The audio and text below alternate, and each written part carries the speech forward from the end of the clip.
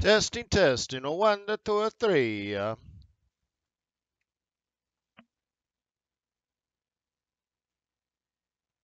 What happened there? Don't touch that button. Don't touch that button.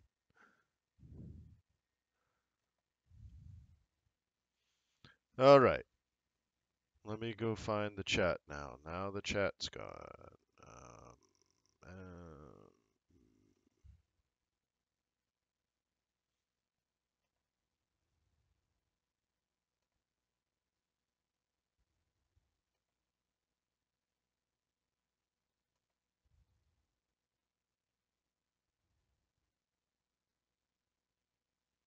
how funny. Come on, Windows.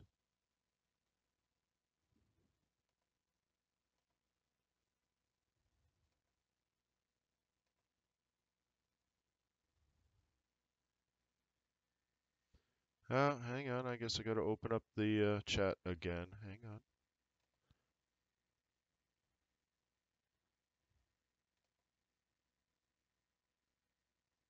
All right. Yeah. Okay. Good. Sound is perfect. Good. Wonderful. Guten Morgen. Happy non-farm payrolls. Is it really 130? I thought it was more. I thought we were like getting pretty close to 11 years, but am I doing the math wrong? 10 years would be 120. Yeah, I guess so. How are the charts?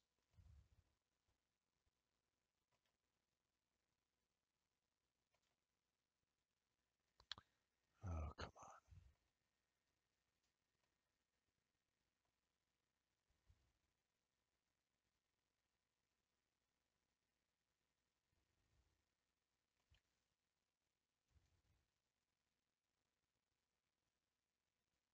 on. And sure enough,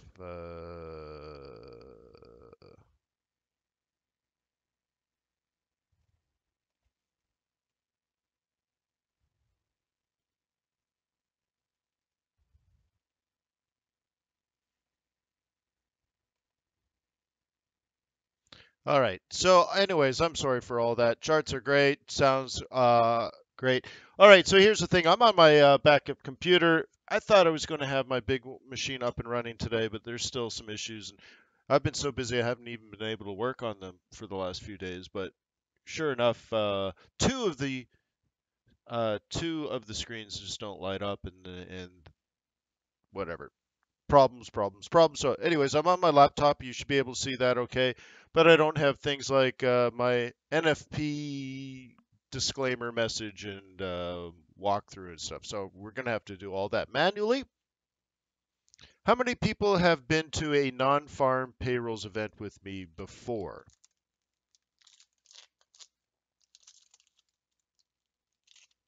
By the way, I'm going to eat a granola bar while you type that. Mm-mm-mm.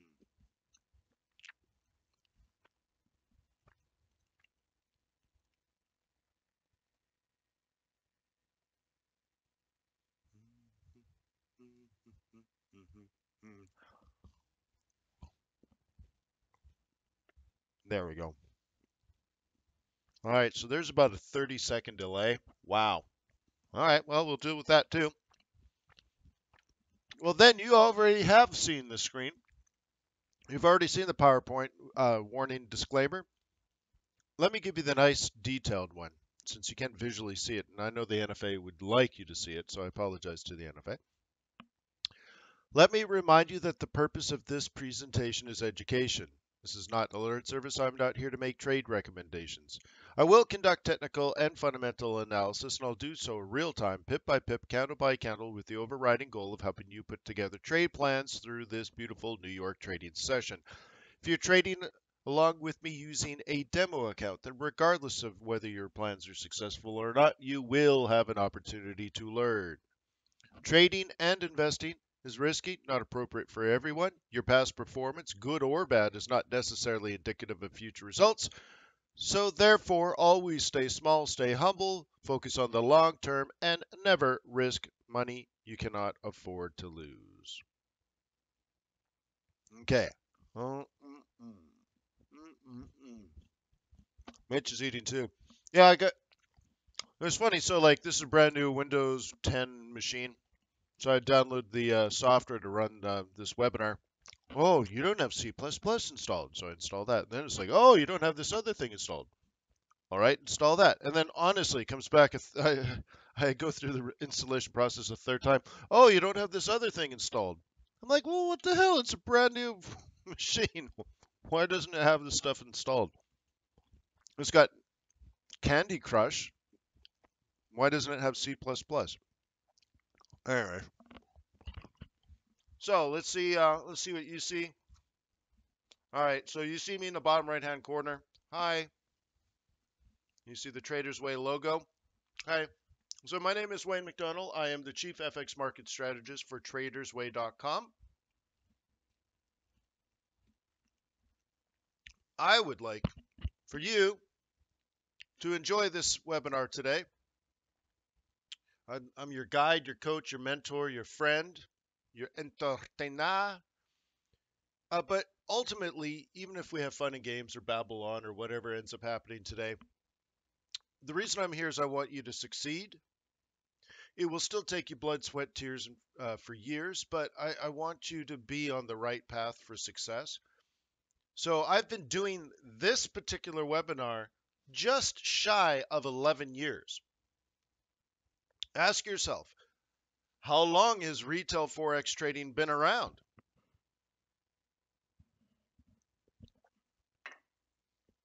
Maybe 15 years? So I'm an old man. I've been here a long time. I remember my first non-farm payrolls, and first of all, I didn't even know anything about economic news. I never heard of non-farm payrolls when I became a currency trader. Never heard of it. Never even occurred to me like economic data was even released on a regular basis. I just remember sitting in front of my charts. It's very early because I lived in California. Nothing's happening, nothing's happening, nothing's happening. All of a sudden, boom! The euro jumps 350 pips in 1 second. Holy smokes! Right? And that's how I good or bad, that's how I ran into non-farm payrolls because I needed to figure out what that thing was all about. What made that happen? Okay. So anyway, so I've been around that long where you opened up a trading account and it didn't come with charts. Huh. If you wanted charts, you had to go somewhere else and pay for those. Imagine. Imagine that, guys. That you wouldn't even have charts. Like, what do you need charts for? So I am here just to share all these many years of experience with you because I believe if you hang with me for 1 year, you'll immediately be at like year 6 or 7. It took, I can get you to that that's level of experience and knowledge. What took me 6 years could take you 1 year, and so that's why I'm here. And of course, I represent TradersWay.com, and it's an ECN broker. If you want an ECN account, we can give that to you. If you want a variable or fixed spread account, so let's say, for example, you want to scalp news events like non-farm payrolls. Many people will notice that their broker may suddenly have very wide spreads, 10, 15, 20, 30, 50 pip spread sometimes. And that may be your broker playing games with you, but it probably is mostly, let's say, the market. That's just how the market is. The market freezes up and spreads widen. That's what happens in the interbanking system. However, if you have a fixed spread, what will happen is your spread won't widen. Now, typically compared to other, let's say com markets, that fixed spread might be slightly higher than a variable spread. But when you need it, if you're a news scalper, if you scalp the news and other high volatility events, then you probably want a fixed spread account. We can give that to you at Traders Way. It takes you a minute to sign up. If you'd rather have the variable spread, which means during normal conditions you'll enjoy a slightly lower spread than a fixed spread, but when news does come out, it'll go a little higher than the fixed, but it's not crazy. It's a variable. And then if you just Don't want spreads whatsoever. You just want an ECN account. We can give that to you. So swing on by. And I work with clients every day. So if you kind of want to join my team every day, that's where I am. That's how you find us. Tradersway.com. Your way at Traders Way with Trader Wayne. Yeah, I came up with that. Yeah, cool. Yeah, that's right. Nick says, "Hey, don't forget about commission." Well, that's what an ECN is. So an ECN, for people that don't know how that works, you don't pay spreads. Okay, there is no spread, but you pay a commission. That that's it. It's kind of like calling your stockbroker and saying, "Hey, buy some uh, buy some Snapchat." hey, hey, bro, buy me some Snapchat. He's like, "Oh, it's $7 a trade or whatever." I don't know. I don't do stuff like that. Although I do have to call somebody, but whatever. So it'd be like that scenario. You pay a commission, and some people feel better with that. Great, great, great, great. Whatever you want, man. It's your way, a trader's way. Even the Swedish royal family loves him. Yes, I've dined with the Swedish royal family. Do they love me? I don't even think they remember me, but yes, thank you, Albert. Best royal family I've ever had dinner with. Yeah. All right. So, anyways, and that particular day was actually pretty amazing. We had the best weather you can imagine for Stockholm.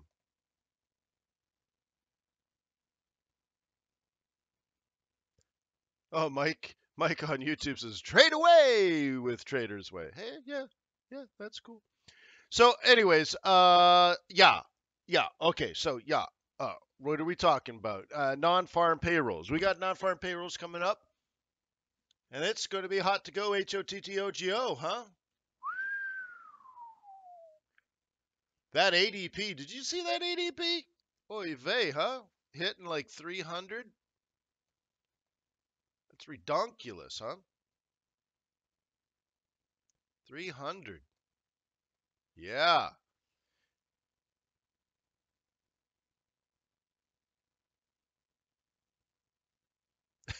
Albert's halfway rich now. Hey, the first million's always the hardest. Yeah. Albert says, uh, so how long, when did I get you into currency trading, Albert? That's funny. So yeah, ADP was way out there. Rich says, trying to check the status. Yeah, contact support. Yeah.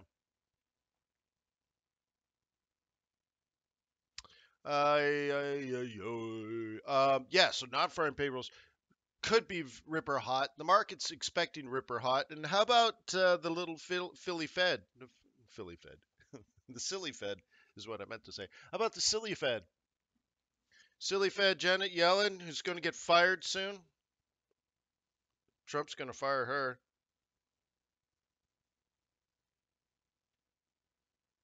right? I was just thinking how Republicans don't like little old ladies. Put a wall up around that old folks' home. Anyways, no, but yeah, they're not gonna fire her. Her term's coming up, and Trump's not likely to replace her, or not likely to put her, give her another term. So they're gonna build a wall around her and keep her away from the Board of Governors and the Federal Open Market Committee, but they'll put somebody else in, right? So that's interesting. So this might be Trump's first NFP, but it's getting close to Janet's last. So yeah, I haven't, right. Very interesting. We're mixing a couple of things here. It really comes down to the interest rate hike and whether they're going to do 50 basis points versus 25. Are they going to do 4 times this year versus three? We went from very little chance of them raising interest rates next week to a very high.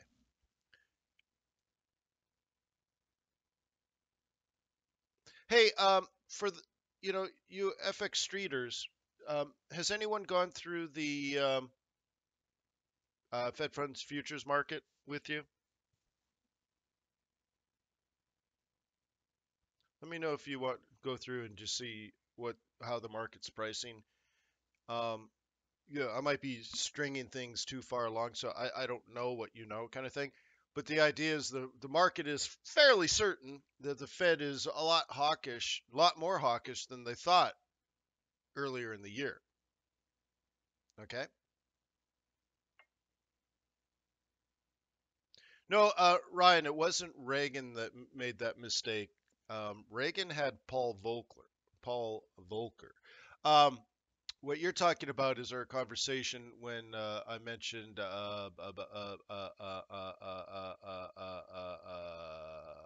what's his name from Georgia?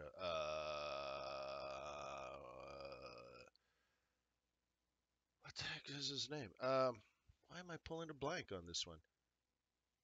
President Carter. Jimmy Carter. There you go.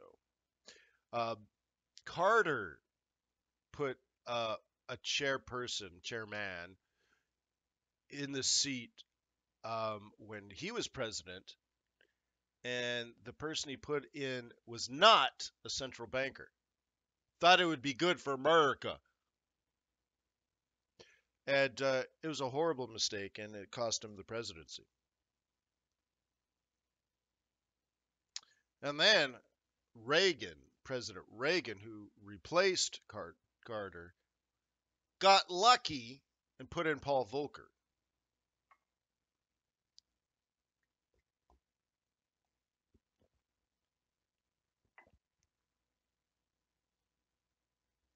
All right, so getting back around to the conversation here, what Albert is saying is from Albert's research. NFP today will be very positive. Great. That's what I'm saying. The market, let's change the language then. The market already knows that. Market's already traded that. That's already priced in. Okay? So, the surprise here, if it's is the surprise is not if it comes out red hot, in which that would mean the Fed may raise 4 times this year, and certainly next week. And therefore, the dollar would get strong, but the dollar's already strong. Okay? So and then you move along and say, well, we already got that. And if NFP is very strong, the US dollar would get stronger because a strong NFP has been priced in, but not like an amazing NFP. That hasn't been priced in. If it comes in like 320, what? Right? Room for the dollar to get stronger. If it comes out 270, yeah, that's good. But like 180, 220, that kind of stuff, whoa, that's not priced in. So you always have to put yourself in a situation when you're trading the news. Remember, the news, we're not, macroeconomics isn't one news release. One data point a trend does not make. A brilliant data scientist once taught me. Thank you, Kurt Worley. So what we're trading here is a singularity in the price time continuum. It's just boom, something comes out. Now, whatever happens today is not going to change any macroeconomic scenario. The Fed's going to do what the Fed's going to do and all that kind of stuff. So really it's meaningless macroeconomically, but if you're going to try to trade the volatility, because what we're talking about today is an event driven, right? A high volatility event driven strategy. Okay? Do you know any other types of event driven strategies in other markets and other trading scenarios? The most common one is merger arbitrage. Do you remember the 1980s? That's what most like hedge funds. There weren't even real hedge. I mean, there were hedge funds there, but anyways, back in the 80s, if you remember the movie Wall Street, that's merger arbitrage. That's an event. Okay? What's the event? The announcement of a merger. So if you were buying a company before that announcement, the company being acquired is going to get cash, so that stock price is going to go up because the buying company has to pay more than the market price for a public company. So they have to pay a premium. So they might pay 30% more than the market cap, which means if it's $10 a share, they'll have to come in at $13 or $14 per share. So as soon as that event is announced, boom, instantly, I'm telling you, instantly, that stock's going to go up to three to $4. That's an event-driven strategy, merger arbitrage. What we're doing is an event-driven strategy based on an event risk or just a news event. And what you're really trading is the volatility, right? I mean, how bad would non-farm payrolls have to be for the Fed to say, oh, forget it, definitely not going to raise interest rates on Wednesday? I mean, it'd have to be like very bad, right? So really, when you're studying macroeconomics, today's event is fairly meaningless. The likelihood of it being so unbelievably bad it halts the Fed is 1% chance of that, right? Maybe, right?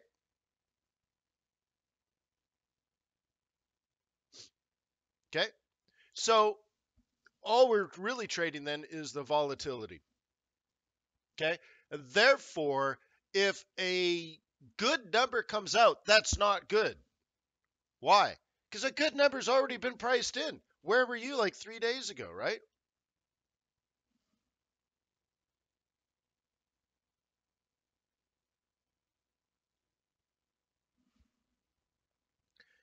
So if it comes out good, what'll happen is the dollar will get strong for about 15 minutes and then probably flip and go back the other way.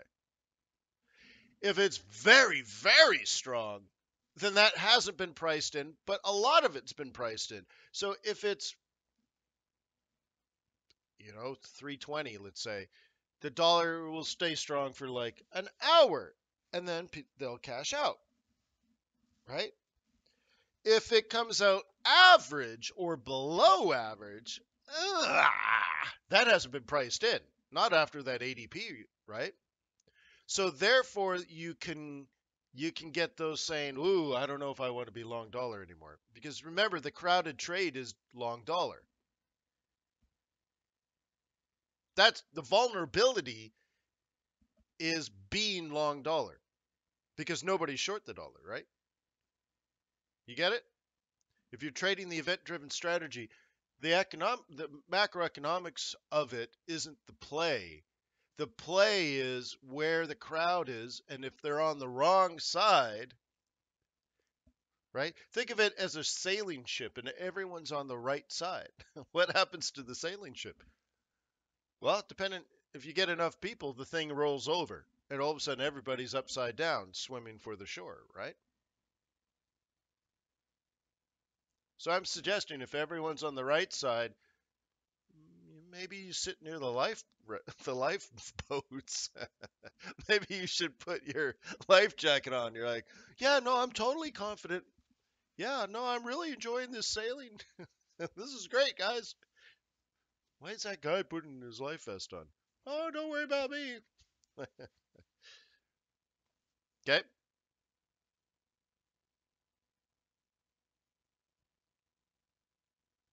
Yeah, okay. All right. So we got a question here. So if the dollar's so strong, right? I like the tone. If the dollar's getting stronger, Wayne, then what explains the euro dollar going up? Well, it's a lot less bad in Europe than it used to be. Have you ever looked at like the what it costs to buy a stock in the United States right now? Or to buy a company in the United States right now with a strong dollar? Have you ever looked at it like you're an investor? Like, what if you had $1 billion and you had to go out and buy something? You go to the United States, you're like, look at the stock market. Look at the cost of that stuff. And then someone says, yeah, well, the stock market's been up for 8 years. We're at all-time highs. What would you like to buy now that it's an all-time high? Well, my inclination is like, I don't want to buy anything at the all-time high. What are the multiples and stuff? Like, what? Oh my God, this stuff's expensive. And then you're like, well, maybe I'll just buy a company instead of buying stock. Or maybe I'll buy real estate. And then they say, well, the real estate market's been up every year for 8 years. And by the way, the dollar's been strong for 5 years. And you're like, oh my God, by the time I convert my euros into dollars or something, you're like, oh my God, everything's expensive. Yeah, Snapchat, right? So what happens? Where's the, it's now that Europe is no longer actually choking on its blood, although it has the capability of going back and regressing. Don't worry about Europe. It could easily go backwards, right? It's hiking up a slippery slope. So, but anyways, it looks like the worst is over and everything looks cheap in Europe. The euro is down. Stocks are beaten down. Real estate's beaten down, right? Compared to the strong dollar, and expensive prices in the stock market here, all of a sudden, the place to put your money in investors probably Europe. Now, you probably won't want to buy like Italian anything. You might not want to buy Spanish banks, but maybe buy a beach house in Spain, huh? That kind of stuff. So just imagine money kind of moving around, right? But I'll tell you what, here's what I would like to do with the euro. If it rallies up, right, I would like to sell it. So you have to think of things in terms of what your trade plan is. Okay. If you're a bear, you should already know. And if it's been going up for 3 or 4 days, good. I love stuff going the wrong way for 3 or 4 days. Cypriot Bank's best value. Oh yeah.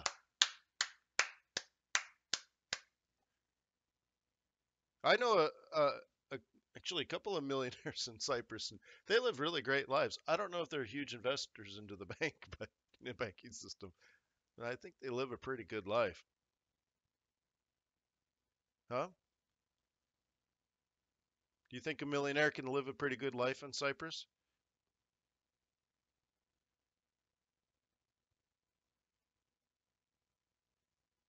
Yeah. Say no more, Max. Say no more. So, anyways, I like stuff going up for 3 or 4 days when I think it should be falling. You really have to put yourself in like a bigger seat than just a scalper and a spot trader. They're not investors, they're depositors, Max. There's a difference. Well, they're probably investors. Yeah, you're probably right.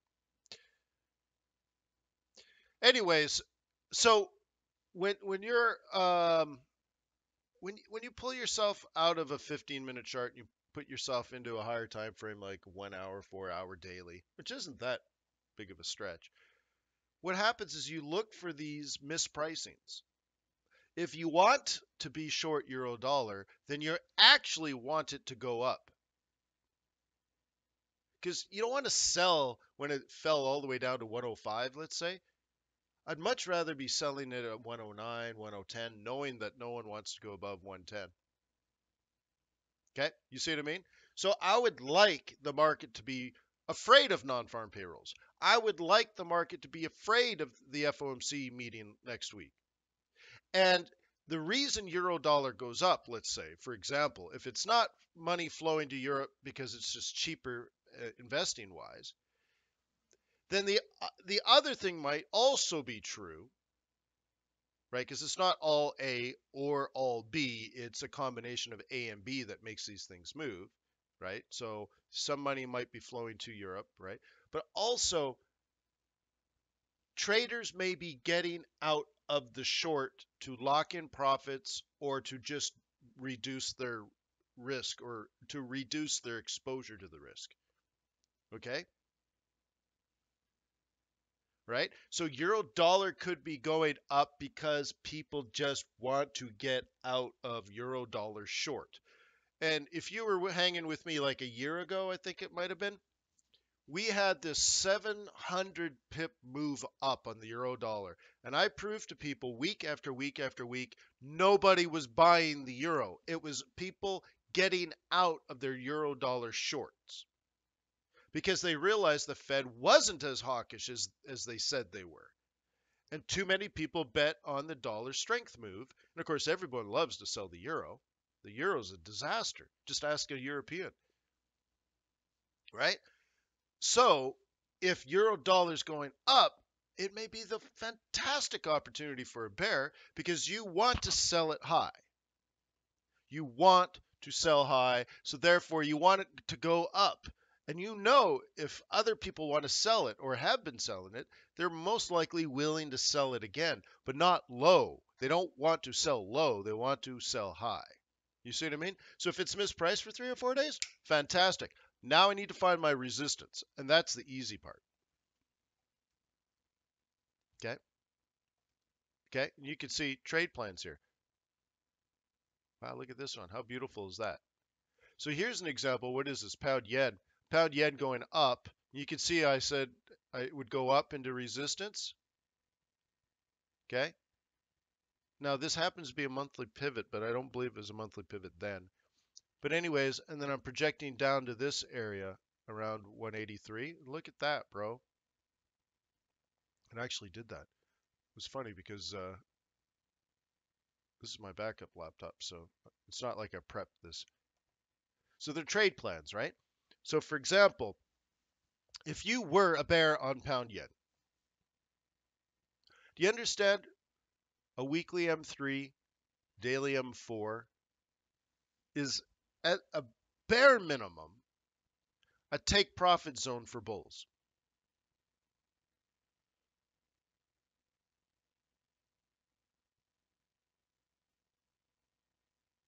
Yes, Albert says yes, he does remember that time, and I said that the dollar would be the best currency to trade. Yes, but we had to wait, if you recall. You had to wait and wait and wait and wait. And I think that's when we sold it like around 113, 114. And I called that the ECB no fly zone. Does anybody remember any of that? It might have been way up there, 115, and it went, so it went from like 107 to 115 or something. And I'm like, yeah, nobody was buying it. It's going up hundreds and hundreds and hundreds of pips. But if you look at the commitment of traders report, nobody was buying it, which is counterintuitive, isn't it? How can it possibly be going up if nobody's buying it? Is it still your choice? So, in fact, I was on an old video from like 2 years ago. I think it was a binary option one when Traders Way offered binary options, and I had this thing on the video on my charts. It said, "Sell the heaven out of euro here," and I wrote it on the charts. And we had this whole area around 115. And I'm drawing lines. It's going to come up and then sell the heaven out of it because I didn't want to say sell the hell. Sell the heaven out of the euro. It was pretty funny. Yep. Yeah. Oh, and fall it did. All right. So, anyways, I got so much going on in my mind to go over. I mean, it's crazy. So I might be babbling on a little bit. I wanted to do the Fed funds futures market for you since I'm not sure if other experts at FX Street do these things with you. Okay, just want to do this. So if you looked at the Fed funds futures market 2 weeks ago, okay, there was only like a 30% chance that interest rates were going to go up. It's now 91% that next Wednesday the Fed's going to raise interest rates. It's gone from like 30 to 91. Even just in the last day, it went from 88.6 to 91, right? So it went from 89 to 91. It's still going up. So just a quickie here. This is the price of loans. I get what's the best way of saying it? These are these are the prices of very, very short-term loans between institutional investors. This is not muddied by retail investors like you and I. Okay, this is J.P. Morgan doing business with Bank of America kind of stuff, right? And it's cash and liquidity and all that kind of stuff. It's very, very liquid money. Okay, but money has a price. Okay, think of it this way: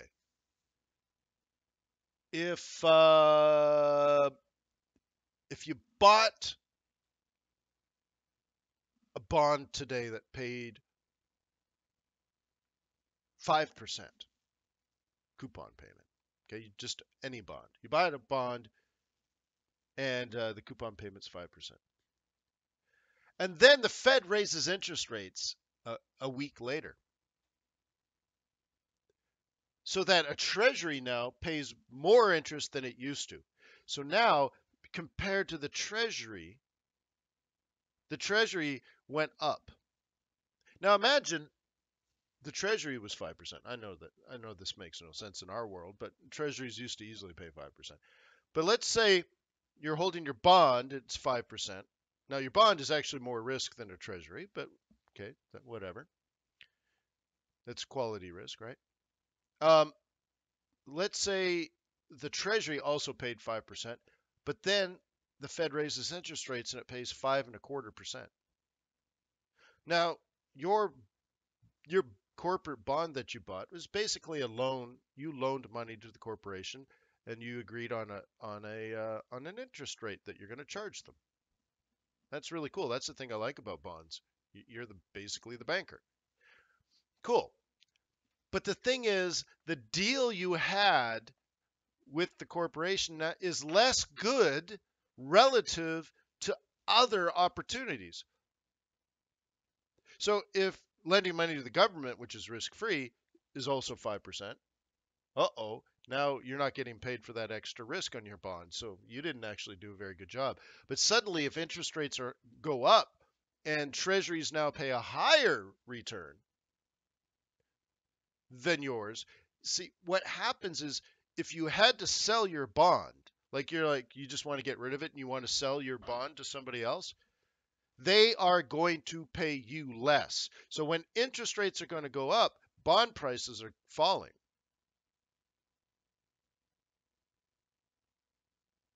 You know what, Albert? Somebody asked me to do that yesterday, I think it was.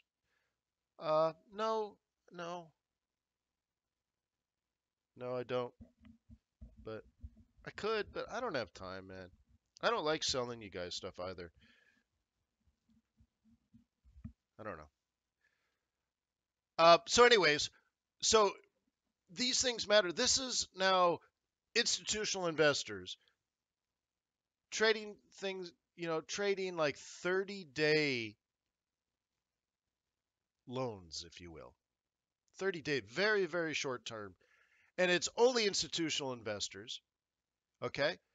And what changes the price is their expectation of what interest rates are going to be down the line. And this is important, especially in a tightening cycle when we don't know the Fed's going to raise 3 times or 4 times, right? But in their day-to-day negotiations, they argue over price. So if they think interest rates are going to go up next week, well, why would they buy something now if and they're going to hold it for 30 days if they know in 7 days it's going to be worth less? So what they do is they negotiate and they say, yeah, you know what?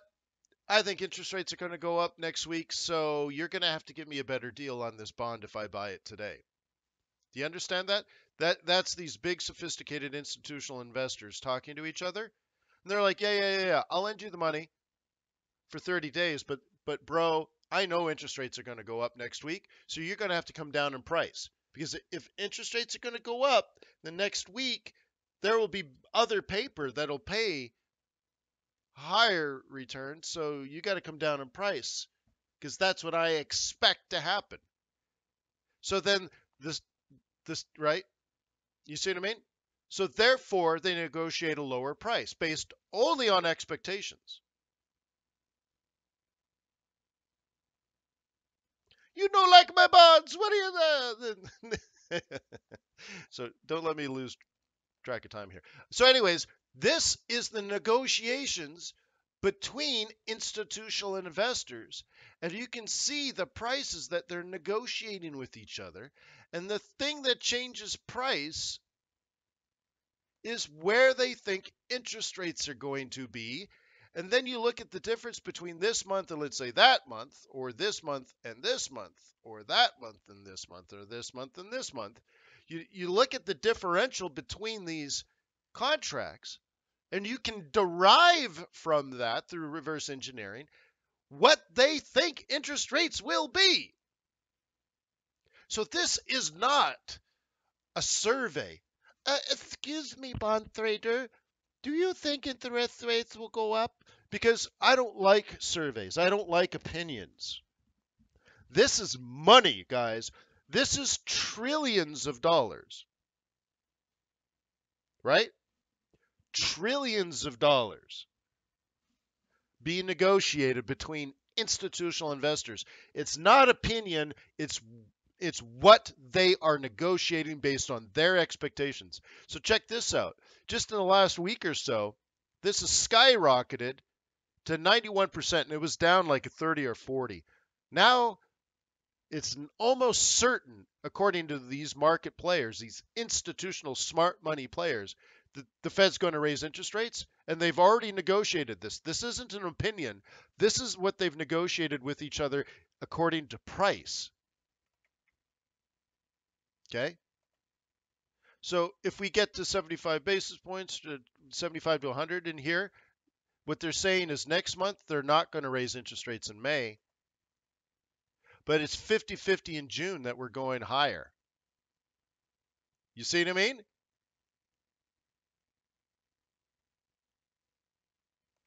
July, probably no interest rate hike. September, yeah. Now they're already thinking we'll be way up there at 1.5 by SEP. Okay. So that's interesting. So that's on the minds of institutional investors. And if you ever wondered where, if you're watching the news or reading the newspaper and they say there's a 91% chance the Fed's going to raise interest rates, have you ever wondered, like, what do you mean 91 or 90.8? What do you mean 90.8% chance? How could the Wall Street Journal know that? Fed futures market, bro. Okay. So you can watch that and figure out where the smart money is, right? And then help you do that. All right. So what I need to cover now, and oh, this doesn't have a drawing tool, does it? Oh no. All right. So here's what we're gonna do. How am I gonna draw this? Okay. Here's what we need to do. We're gonna do a high volatility event driven strategy. I'll be on a 1 minute chart. I'll pick like, I don't know, pound Swissy or something. Okay. Boom. If the market spikes up, we're bulls. If it drops, by the way, we're bears. But you don't trade. This is a 1 minute candle, guys. If it spikes straight up, we're bulls, but we're not going to buy. If it drops straight down on the news release, we're going to sell, or we're bears, but we're not going to sell. We're going to wait for Fibonacci retracements, okay? And then you're going to look to buy. All right? Fibonacci retracement being this. We're going to look for pivot clusters and stuff. And if you long off the 50%, I want your stop either, actually, I want your stop below the 786. You got it? So it could be a few minutes up, a few minutes down, long and strong. Your stop is probably only 20 pips away. And that's that. I'll help you find support and resistance. I'll help you look at clusters of pivots. Okay. Remember, it's a high volatility event-driven strategy. It's quick. We call it a scalp. It's scalping the news. Okay. So you got to be careful, guys. You got to be fast, and you don't want to risk a lot. Right, FX Ambassador says NFP is just an academic exercise. Fed will continue to normalize rates. Yeah, sure. Yeah, we already talked about that.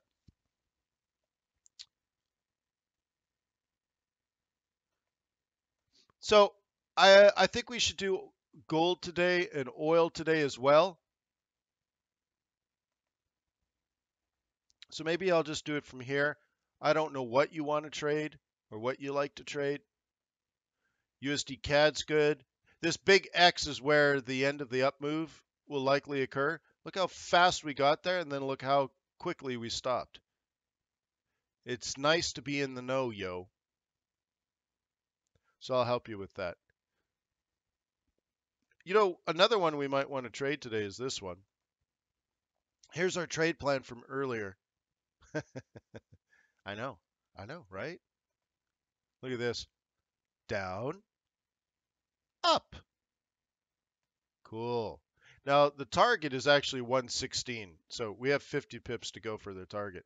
But if you're hanging with me on Monday, that's what we were doing on Monday. What were you doing? Lufletuliumum.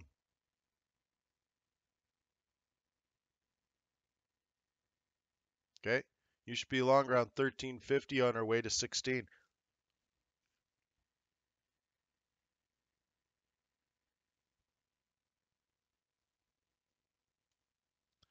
Okay, let me get that going too. Thank you.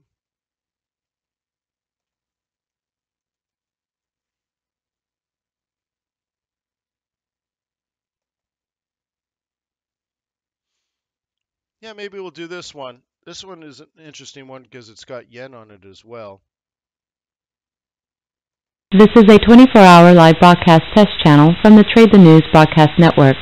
If you are hearing this message, your sound card and network configuration are working properly, and you are now ready to listen to our other voice channels.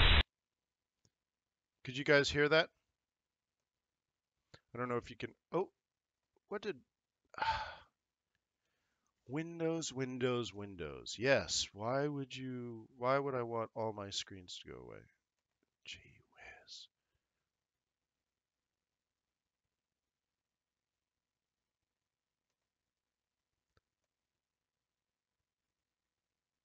It was bad enough that Bill Gates raped and pillaged technology. Now whoever's in charge just simply makes my brand new computer never work quite right. Cool. There we go. There we go. 10 minutes to go. Yes. Great. Hey, happy 130th, huh? That's great, huh? So the consensus, right, is only 200. Does any, let me ask you, Aussie dollar? Yeah, I guess, yeah. How about this? Like, I want you guys to think about this. All right, this is from YouTube. Prince says, hey, how about your Aussie dollar? Think of two contingency plans. If the dollar gets ripper strong, what do you want to do? Yes, selling Aussie dollars or buying USD CAD, buying USD yen maybe. Yeah, all good. Okay. But what are you going to do if it gets weak? Pound dollar, USD Swissy, maybe even USD yen there, right? And just say if it's good, then I'll do strategy A, or if it's bad, I'll do strategy B. Yeah, we could do gold. I'm cool with gold. You know, one of the things we actually did this week is I had two trade plans on oil, sell at 54, target down here, right? One was weekly and one was monthly. One of these is off. I think I had it like this. Okay. And we sold it here. I had a live position in the market. We actually entered the oil trade on a 5-minute chart. It's so far away I can't even zoom in anymore. There's a little 1, 2, 3 reversal pattern on a 5-minute chart in here. And it went wowzers. Holy crap. Just like, what? And I had done this right in here. I was up like $1,000, which is like $1 in oil. And somebody said, "Why don't you take profit?" I'm like, and I did this big long speech about, when you're in a direction of your bias and your trend, often it's you don't want to have a target. You just want to keep trailing your stop until the market reverses again, right? Just let the volatility take care of all of that and just let it run, let your winners run. I said, I already did all the hard work. We're at a good entry. Chancellor Merkel, known And that then he all of a was sudden it fully drops prepared four for the four UK more to five more trigger dollars. Article 50. And I'm like, what? Well, there you go. See? I wish it was like that all the time. So some people on YouTube, they think the dollar will be strong after the event. Yeah, it could be. Could be. Yeah, great. Could be. I'm just cautioning you when it comes to high volatility events that often what you think is going to happen doesn't happen, and it's because what you think will happen has already by and large happened. Wayne, always learning from you. Thank you. Hey, question from Mike. What do you look for in the commitment to traders report? Meaning, what data it really says something? Well, why don't on I handle that on Mondays at tradersway.com for their clients. So why don't you open an account there, just a demo account, and take you less than a minute. Go to tradersway.com.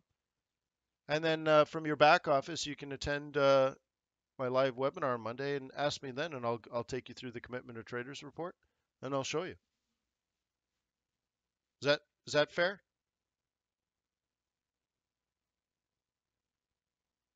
Yes. Thank you. Canadian jobs, huh? So yeah, maybe the perfect storm here is ripper bad Canadian news, ripper awesome US news. But I'll tell you the problem with that. I don't have any more targets.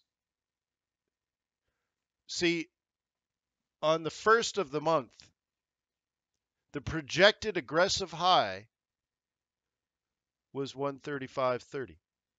We hit it already. We've hit the aggressive target that I had like down here. Okay. The monthly trade plan, guys, was M2 to M4. Like this X is where you should be buying. This X I drew like last week. This is where you should take profit. What happens now going in NFP? What happens now with FOMC? I don't know. I don't know, but the easy money, the low hanging fruit, it's done. We went from 131 to 135. Sorry, is that a 35? Yeah, sorry, not the 133, 135.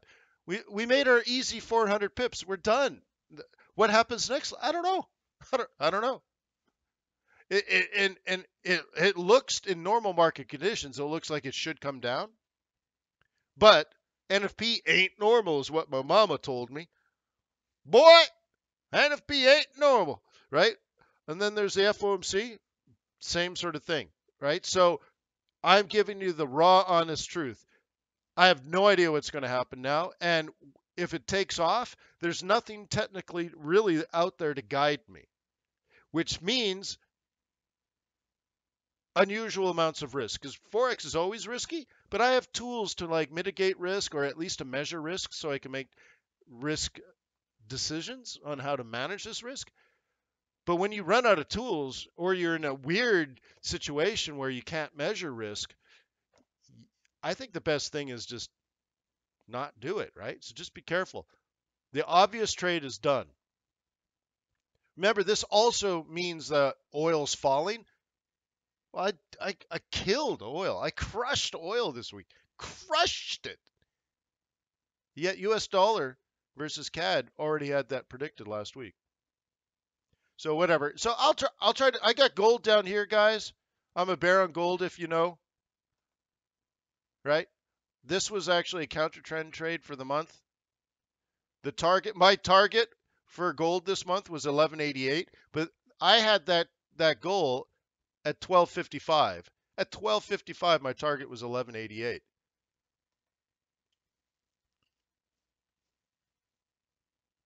Okay? So we're just a couple minutes away from non-farm payrolls. Once again, my name is Wayne McDonell. I'm the Chief FX Market Strategist for Traders Way. Thank you for being here.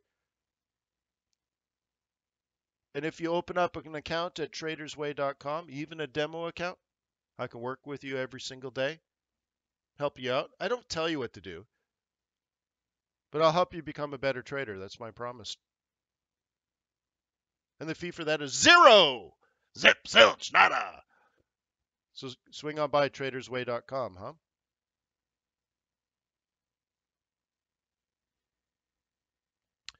Let me also remind you that trading is risky, not appropriate for everyone. Past performance, good or bad, is not necessarily indicative of future results. If you don't know what's going on, don't trade. Or at least drop into a demo, man.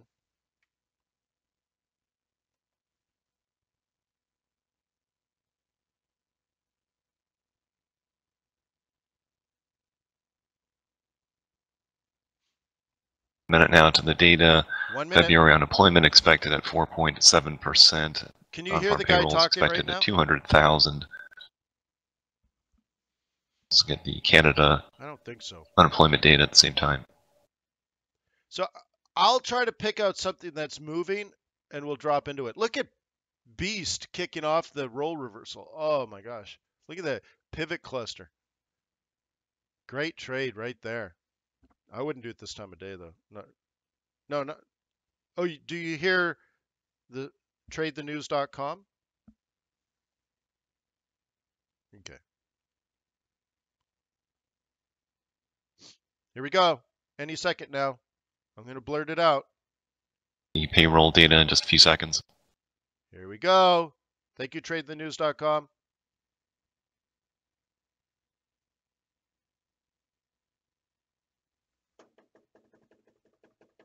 $235,000 above the 200,000 expected. Prior buy side at 238,000. Not amazing to 4.7% unemployment is in line with expectation. Hourly Not earnings amazing. at 0.2% is 1/10 lower than expected, but backmonth rise up 1/10 to 0.2%. Year over year at 2.8% is in line with expectation. Backmonth rise up 0.3 to 2.8%. Weekly hours in line at 34.4. Maybe this comes down. Canada unemployment rate at 6.6% is 0.2 lower than expected. Okay, good. Canada change in employment at 15.3 thousand, better than the minus 5,000 expected. Wait for it.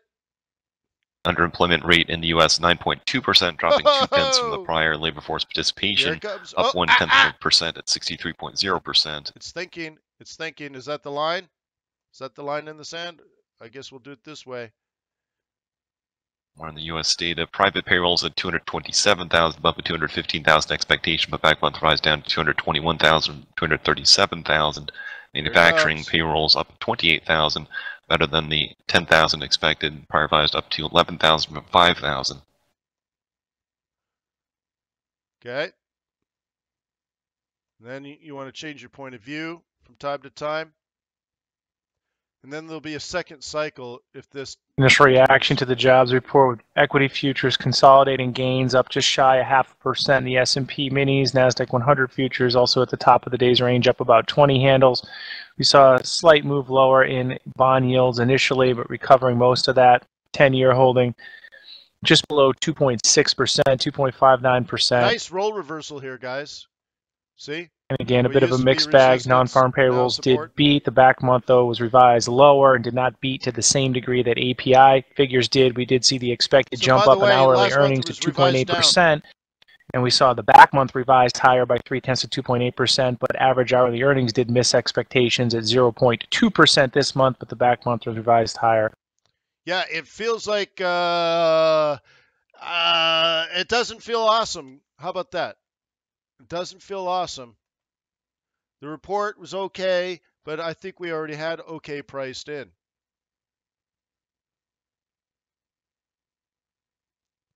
Look at kicking off the hourly 21 with that pivot. Very interesting. So a scalper's got this down, right? And your stop is just to even, if you wanted to have a very conservative stop, your stop's here, right? So this gave you a 618 fib. So remember, this is your sweet spot. I drew it on USD CAD in a similar fashion. So that one's working. This is the line in the sand again, guys. Already, we're projecting a 1382. We're projecting 1500, so another 20 pips down.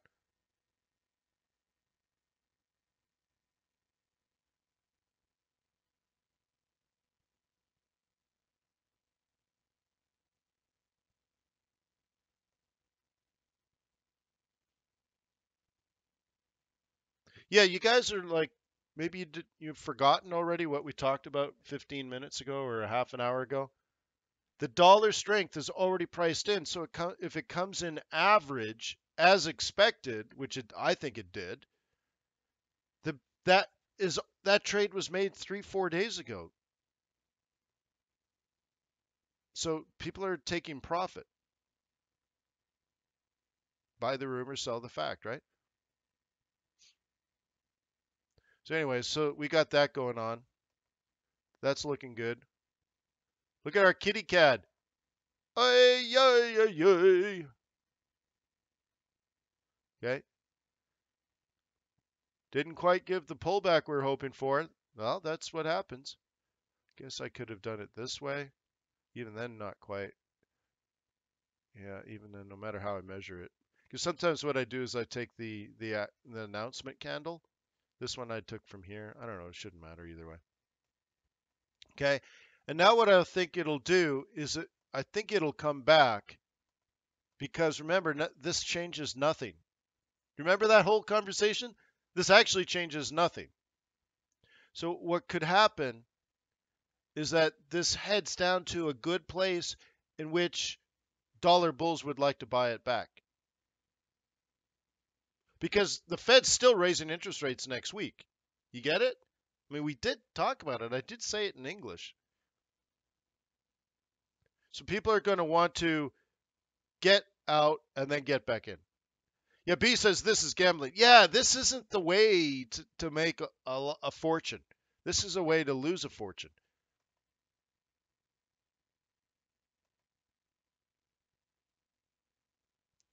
Look at that. Just ridiculous off the weekly central. Look at that, off the M1. Some pretty interesting things going on here.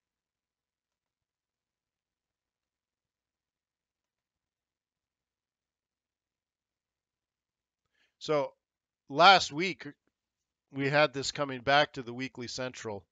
You can see it was early and it's trying to come back around. Looks like we might actually get back there, huh?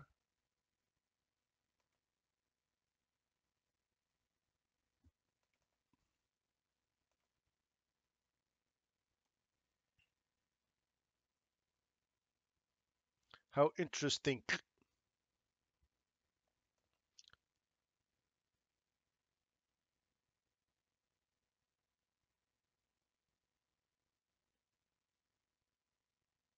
Okay, what else going on? Aussie's hot to go, HOTTOGO. Huh? Kicking off its weekly. So I have this as a support zone. Okay. The next resistance zone is WR1. So I'm going to treat it like a S1R1 inside week. Okay. Which means you can't buy it here. If it dips, which it already did, you could buy it. But since you can't buy it here, you can only buy a dip, or you can sell the rally up here. All I know is you can't buy it here. Why is it that I cannot buy it there?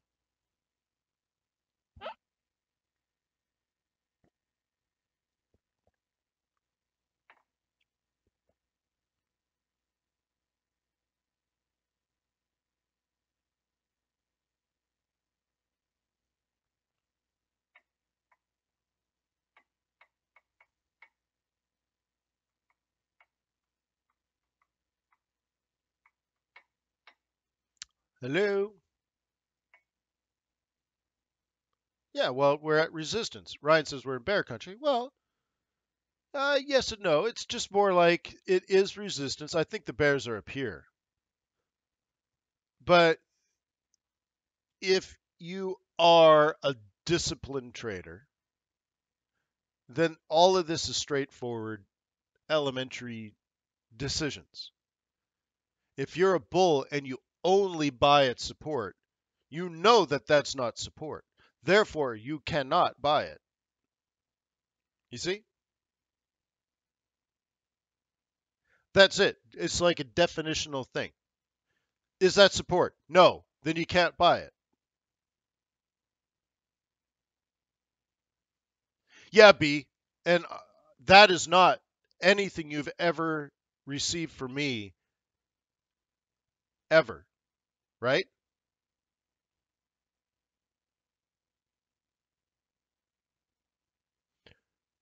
So, again, definitional.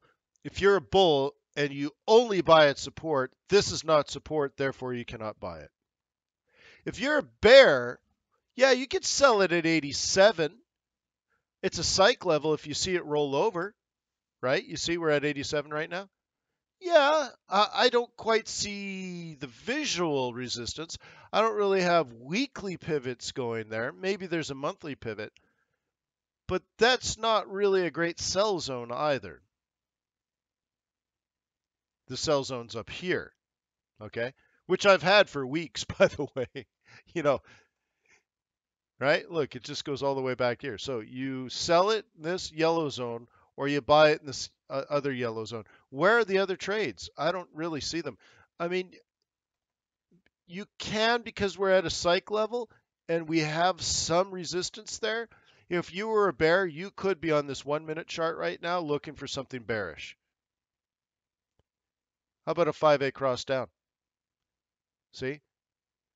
So I would say I'm cautious to sell and I cannot buy it. Like, I cannot. There is a 100% chance I'm not going to buy it. Even if I'm a bull, I ain't buying it. Okay? And if you're a bear, you could let this roll over on a 1 minute or a 5 minute and say you're going to sell it off the 87. But that's kind of scary after a candle like this, don't you think? So that's that. So I would rather you get really good at analyzing areas of risk.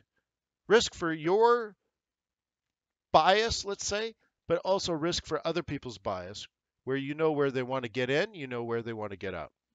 Capiche?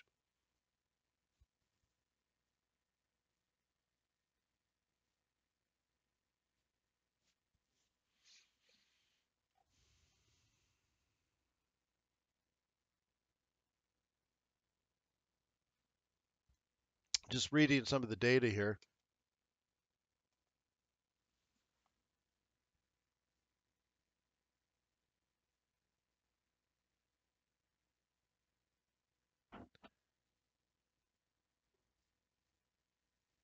Manufacturing added 9,000.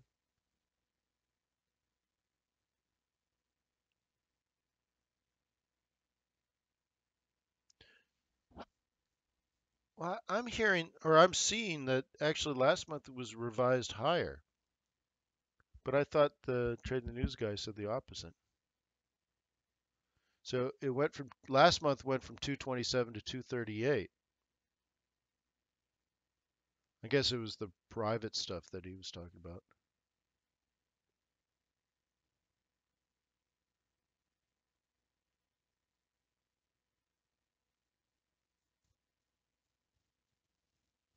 All right, so, yeah, it's not a great NFP. It doesn't force anything, right?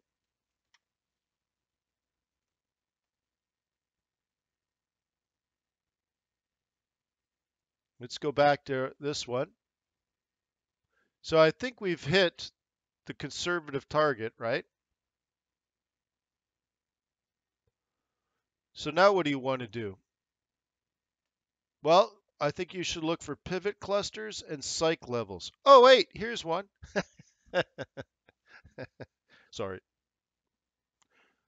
So I think they could head down into here and then perhaps go the other way.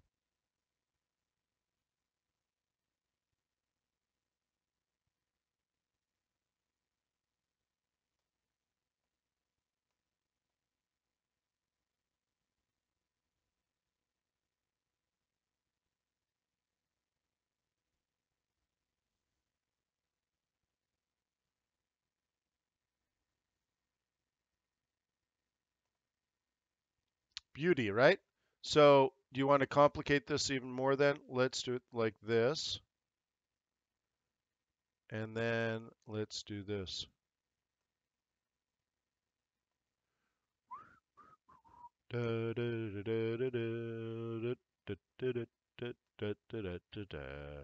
La.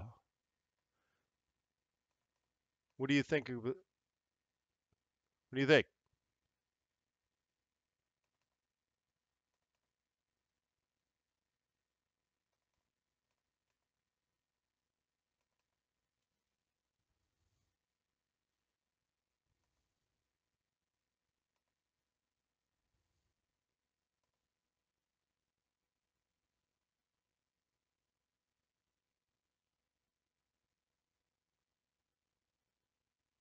Yeah, Charlie, sure.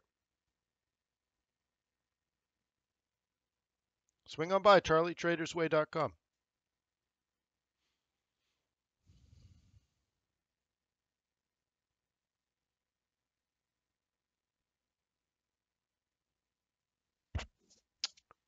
Okay. Thoughts, questions, concerns, comments? I guess you want to do gold.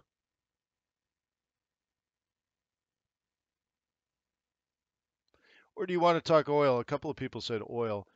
The thing about oil is we're range bound.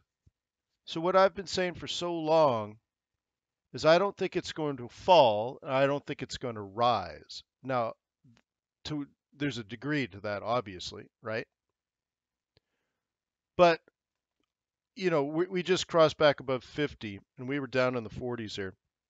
But I never really expected like 49 or 48 or 47 or 46.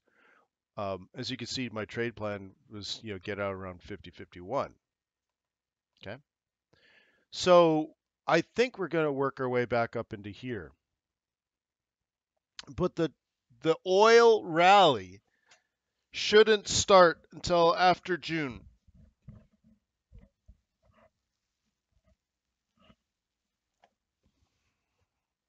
Oh, let's do a Goldie, huh? Long at 1200. Thank you for sharing. Alejandro. Alexander. All right, so let's look at this. Let's analyze this. Let's get in there good. Okay. I don't see. So you have a psych level here at 1200. So I think that's probably the cusp of your entry or your strategy. I don't see an entry, just a short glance, even on a 15-minute chart. I don't see an entry like, besides being at 1200, how could you possibly buy it, right? I don't see like a serious moving average cross, even on a 15-minute chart. You're below the 21. So I think you bought it only because it was 1200. That's what it seems to me. It's definitely not a monthly pivot point. So my trade plan on the first of the month was to sell to 1188 from 1255. You're buying it at 12. I'm like, okay, besides the psych level, I don't see it there. But let me put a cluster of pivots in here. Let's do weekly and monthly and see what you have. So 1199, so we'll call it 12, was the weekly S2. Was that part of the analysis? And I'm thinking, okay, if you bought it at the S2, support 2, that's a take profit zone for bears. Okay. And maybe you stretched in a monthly pivot. Most likely you're not using monthly pivots, right?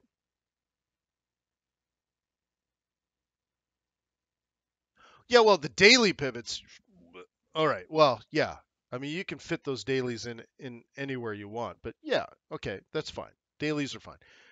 I'm looking at something swinging, right? I like to be in a trade for a couple of days to a couple of weeks, right?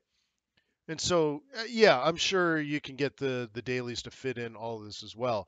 But this is a bounce zone, if you will. This is where bears are supposed to take profit. Okay.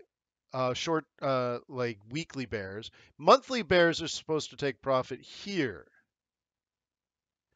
Okay, so the difference is only 10 bucks.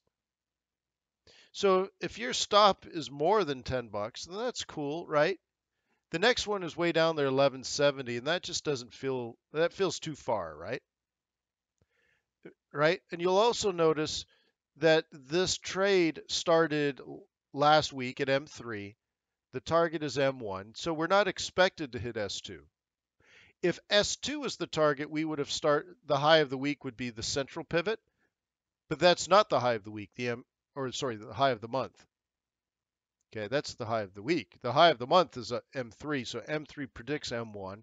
So within 10 bucks, you're trying to grab a weekly S2 and a psych level? I'd say, yeah, as long as your stop is below 90, yeah, it's not the worst trade in the world, right? I think you were aggressive to enter before non-farm payrolls.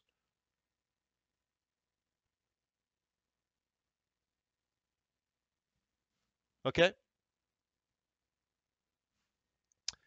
But now I think what you could be doing to try to grab this is like this, or buy retracements back to the psych level, or just buy it now at the psych level, right?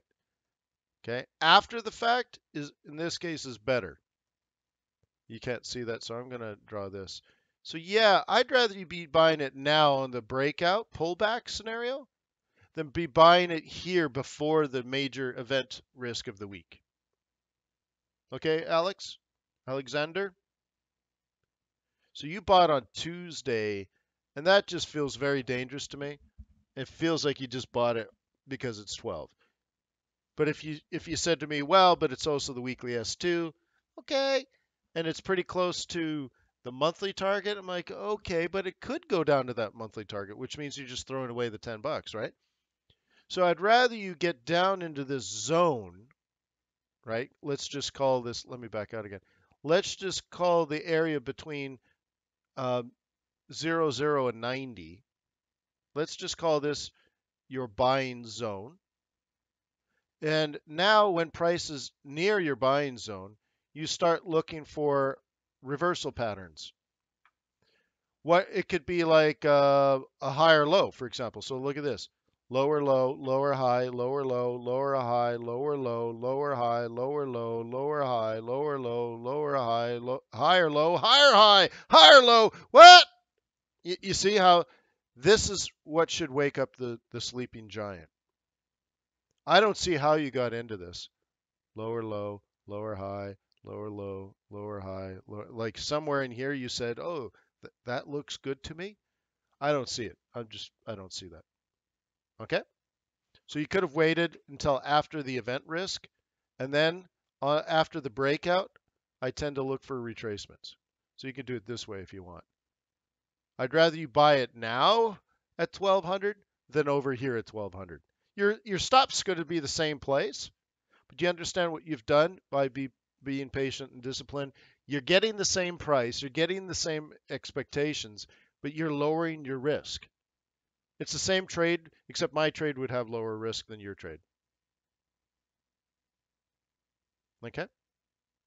Thank you for the question, Alexander. From YouTube, Danny Boy.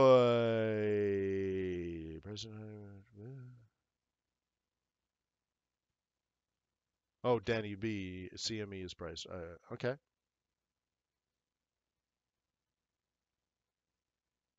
Oh, by CME, you mean the Fed funds? Okay, I get it. Okay. The Fed funds futures, which I may still actually open, will have adjusted, right? Here it is.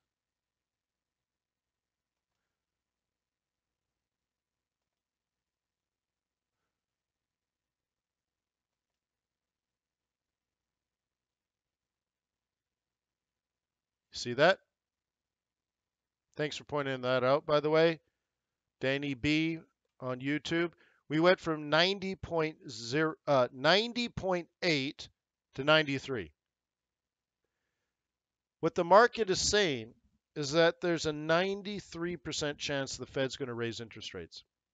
And I'll tell you, I think it was just 2 weeks ago, this was like 33%, maybe 40, not 93. Okay? So I hope you like that tool. But you call that the Fed Watch. I think you called it like a CME, blah, blah, blah. That doesn't make sense to me. Call it the Fed Watch tool.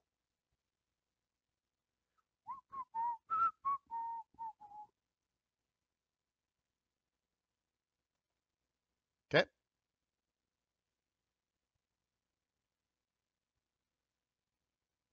January 2018. The market's thinking we'll have about 1.5. Interest rates in the United States will be 1.5 by then. Cool.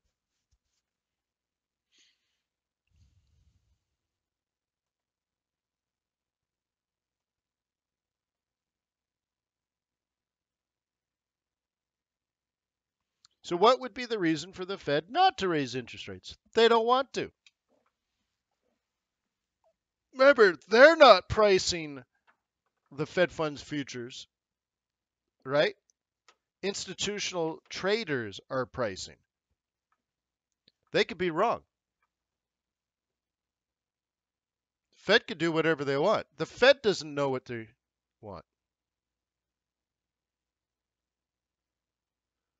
Oh, this is gold. I'm sorry you can't see it, but it says right here in the top left corner. It says here in the top left corner there. And yeah. All right. So that's gold. Okay. 1200. Going back to USD Kitty Cat.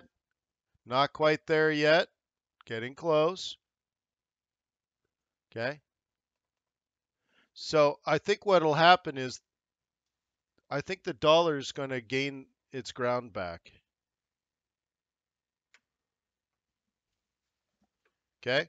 Because the market still thinks the Fed's going to raise interest rates. Just too many people were doing the same thing before the news, right?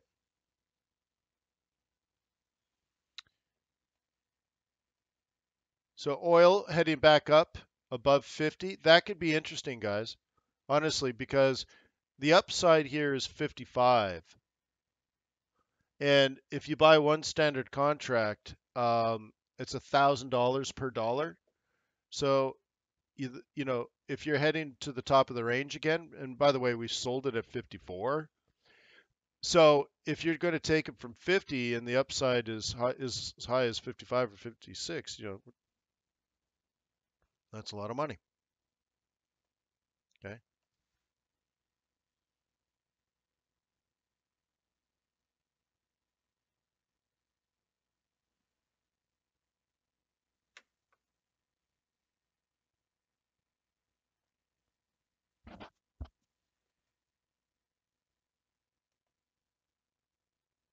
I want to check on my yens.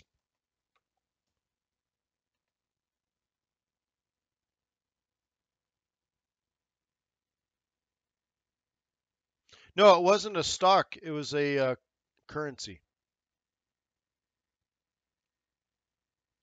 All right. So did I do this with you guys or did I do it with the Trader's Way clients? I guess it was Trader Way's clients.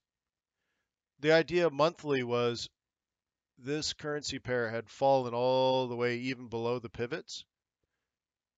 And that the patient trader, the disciplined trader, would wait to sell this around 80. Look at the price, 79.96.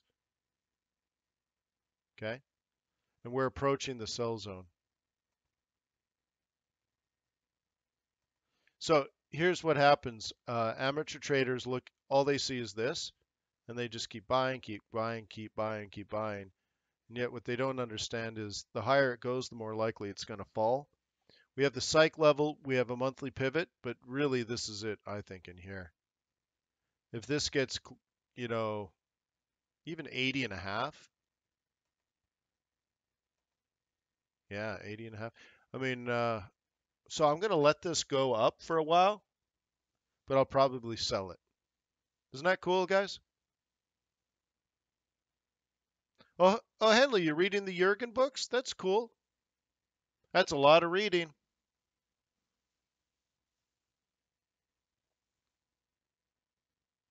One of the papers I wrote at Harvard I talked about the term Middle East. And I said because the flow of oil around the world, and I'm talking about pipelines and such, the flow of oil from Saudi Arabia, let's say, from Saudi Arabia to the United States, I think that's going to stop. Okay? And what'll happen is the United States will be pretty much self-sufficient, or at least significantly more self-sufficient than they used to be.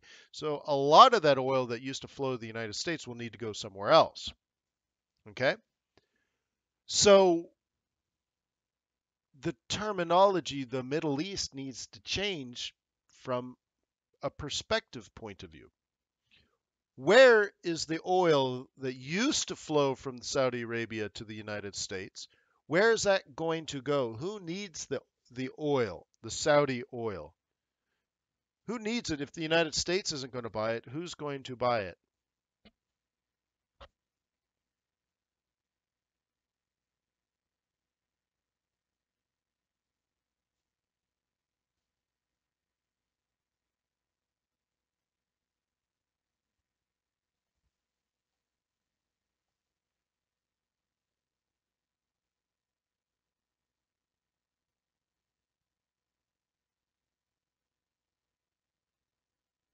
China. Yeah.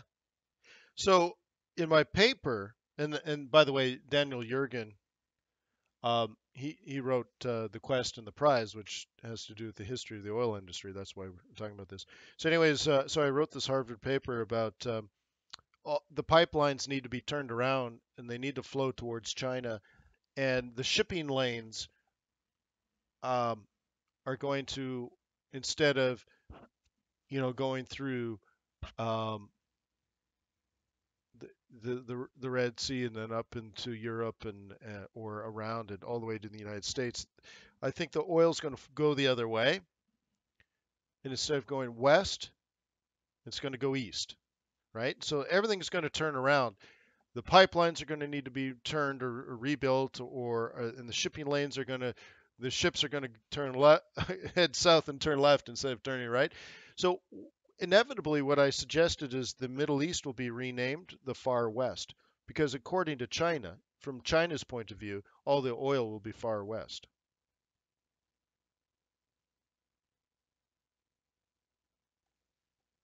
There won't be the Middle East; there'll be the Far West. Yeah.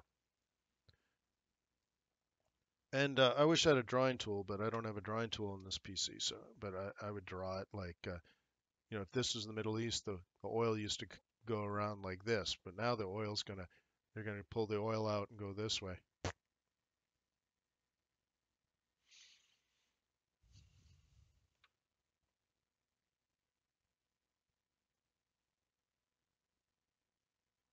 No future in oil. Well, it's still a useful, handy product.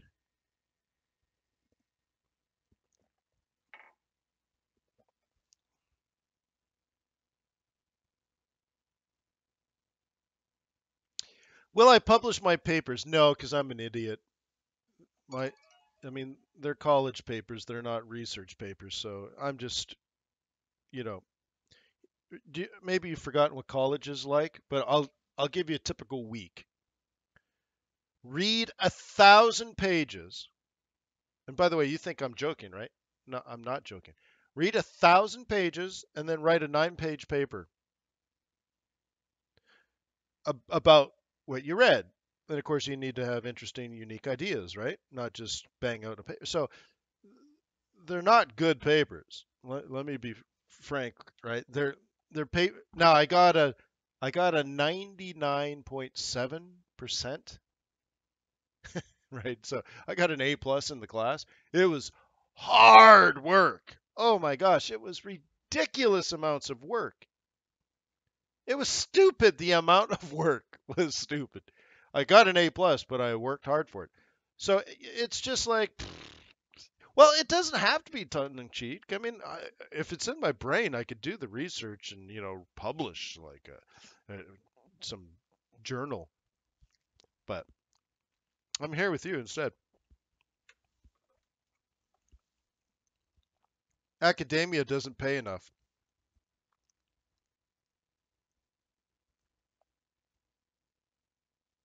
Yeah, Albert. Yeah, the Swedes are very advanced in that. In fact,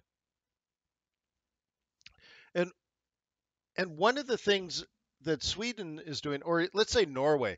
Norway is interesting because they have energy companies that are traditionally oil because of the North Sea oil, but they are becoming leaders in all kinds of very interesting projects of developing energy from the sun, from the wind, from ocean currents at open sea. And one example is for decades they've been building, right? So since the 1970s they've been building deep water drilling rigs, right? I mean, think of it. The oil isn't in Norway on the land; it's out at sea, right? So for 30 years, for 40 years, they've been, and the oil's deep underwater, right? So they got really good at building things that are anchored to the bottom of the sea. So what they're doing now as energy companies, which Exxon's not doing and all these other companies are not doing, but Norwegian energy companies are, and by energy traditionally I mean oil, they're anchoring stuff at the bottom of the ocean so that you can have a wind farm in the middle of the ocean. You can have a current farm, so the current turns the blades instead of the wind. Or a solar farm, for example, out at the middle of the ocean where it's not going to bother anybody. Right? Someone's just got to go out there with a squeegee once a year and wipe off all the bird poop.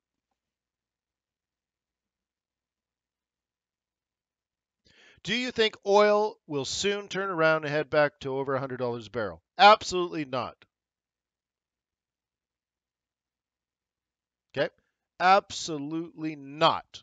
To Michael at YouTube, no, it will not.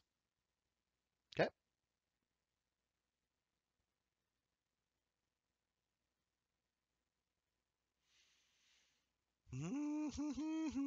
So, anyways, look at this. It looks like it's losing some steam. Now, the funny thing is, guys, I think I drew these trade plans a week ago when we were over in the green zone, March 6th. So, yeah. So, anyways, let it fall, let it rise, and then fire for effect. Okay? What else is going on? USD yen, you already saw the trade plan on this, but we're supposed to hit 16 and then drop. I'm sorry, it only got to 1567. So 30 pips towards the target. Yeah. Euro yen. Here's an interesting one. There were two possibilities on Monday. Okay. And I am teaching people how to swing trade. And there were two plans. If you were a bear, this where we were Sunday morning, or sorry, Sunday afternoon, Monday morning, was perfect if you were a bear to trade it back down. So you would sell at 121 with a target of 118. Okay. If you were a bull, you need to be patient and wait for this yellow zone. So let me turn off all this stuff. Okay. So you got to go back in history. We were looking at it like that. In fact, it was like this. Okay. And what you're looking at is you could sell it down. If you happen to be a bear, this is exactly where you want it to be. But if you're a bull, let it fall from 121 all the way down to 120 and then buy it. Now, of course, you could be a cheeky monkey and say, well, why don't I just sell it at 121 and make the 100 pips on the way down? Hey, that's your alpha, baby. That's your bag, right? You might do it with your $5,000 account. Would I do it with 500 million or 5 billion? Well, your call. But nonetheless, that same time frame, Sunday night, we had this yellow zone right here, as the buy for the euro yen, which is weird because I'm not even a euro fan, right? You know what this is here? What's this?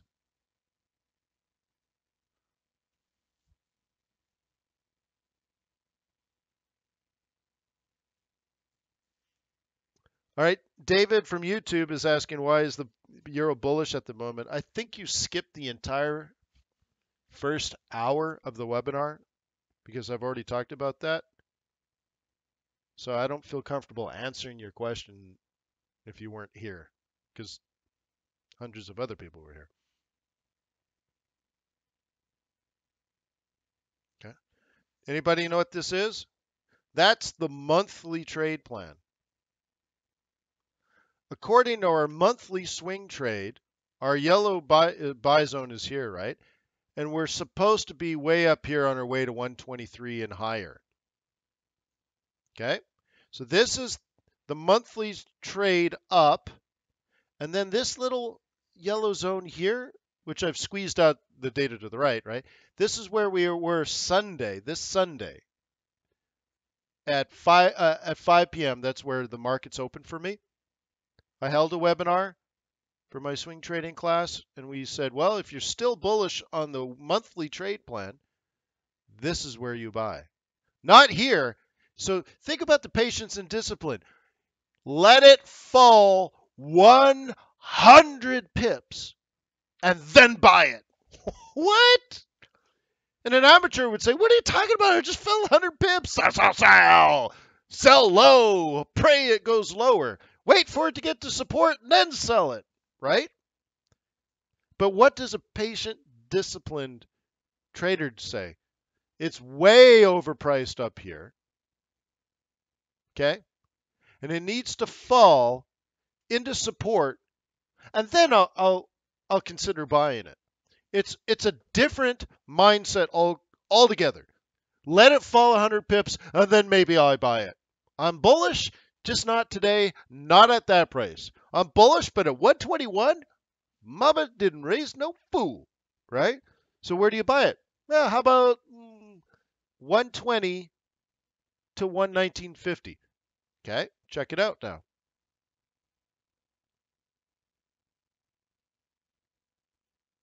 There it is.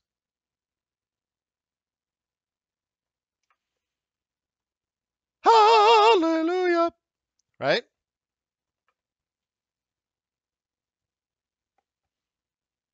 Okay. And you can see I drew it out here, right?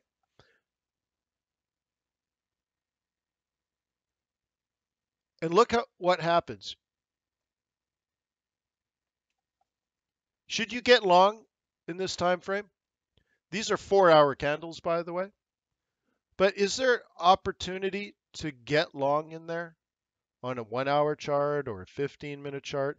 Can you imagine you waited an entire day for it to fall to 120, and then you start thinking, maybe I'll buy, maybe I'll buy, maybe I'll buy 120, maybe I'll buy. That's where I wanted to buy. I've been waiting for it to fall down to 120, so now maybe I should buy. Maybe I should buy. Maybe I should buy it now. And what you're doing is you're watching it on a 15-minute chart or a 5-minute chart. Do you think there's going to be an opportunity in here?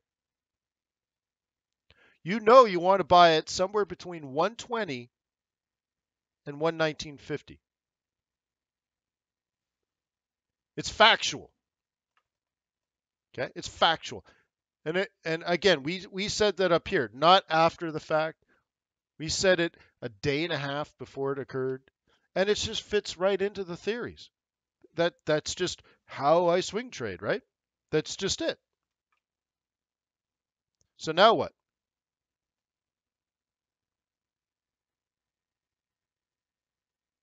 Okay. This conversation, this part here, you see how it heads up and heads down? I remember what this was. Remember how I had it like this? The conversation was, sometimes you have to be patient and let them go. So if you're a bull and it rises, right? It's almost like a conversation we had earlier today. Let's say it opens at 121 and starts going higher. 121, 121.30, 121.40, 120. You know what the conversation was there?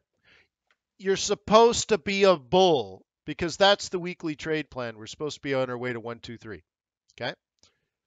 But you cannot buy it. Once again, patience and discipline. You're a bull, and if it was going up and up and up on Sunday and Monday, you cannot buy it. You're like, but wait, I'm a bull. It's going up. You cannot buy it. It's too much risk. Is this support, guys? Is this support? Is this support? Is this support? Like, it's not all that you're bullish. It's you're bullish and you buy at support. You see? So if it went up here and then came down, you'd probably buy it at 121 again, but this time it's a roll reversal and that would be support. What you'd rather do is have it fall down to here and then you'd buy it because that is support. You're bullish and it's support. And you're bullish because of what happened last week and what you're projecting will happen over the next 4 weeks. They call that forethought. That's what a strategy is. You're thinking, well, on Euro Yen, we're on our way to 123. I already analyzed the market. And when you look at what happened last week and all this kind of stuff and throw in the pivots and throw in the price action, blah, blah, blah, blah, blah, blah, blah, you're a bull. But you can't buy it here and you can't buy it here and you can't buy it here. So you just set up the places in which you would buy it. Hey, you're a bull. Would you like it to fall 100 pips and then buy it at the psych level of 120.00000? You're like, yeah, maybe. Oh, by the way, not only is it 120 psych level, it's also a weekly central pivot point. Oh, all right. Yeah, I'd like to be into that. You see what I mean? Yeah, I'd consider that. Sure, that sounds good. That looks like an opportunity for me. It sounds like you have control when you speak like that, right? But this, what I was telling people is even if it took off, what'll happen is it'll hit the red zone and then what? Everyone that bought it down here suddenly is up here and they just made ridiculous money. So if we hit our target on Monday or Tuesday, I was telling people that's a counter trend trade and you'd swing it back down. Counter trend trade, but only in that scenario. What actually happened? Guess what? Trend almost always wins. I don't like counter trend trading. There are specific times when I will do it, and even then I don't like doing it. What I'd like to do is buy and hold. Okay? So now we're hitting our targets, guys. Between 122 and 123, sorry, 122.50 and 123, my spidey senses are telling me, get out!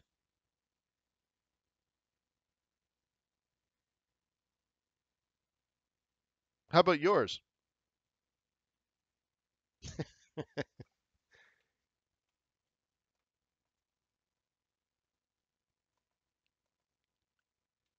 Okay? This is all shields up red alert stuff. Okay?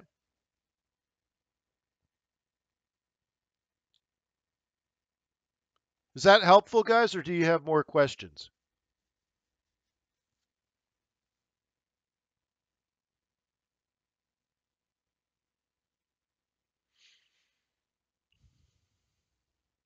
Oh, Joe's one of my swing traders in the swing trading class. Joe says took 80% profit USD yen at waterline because of news average. What do you think about risking a little of the profit? Oh, I don't know if I'm following you. So let's go to USD yen.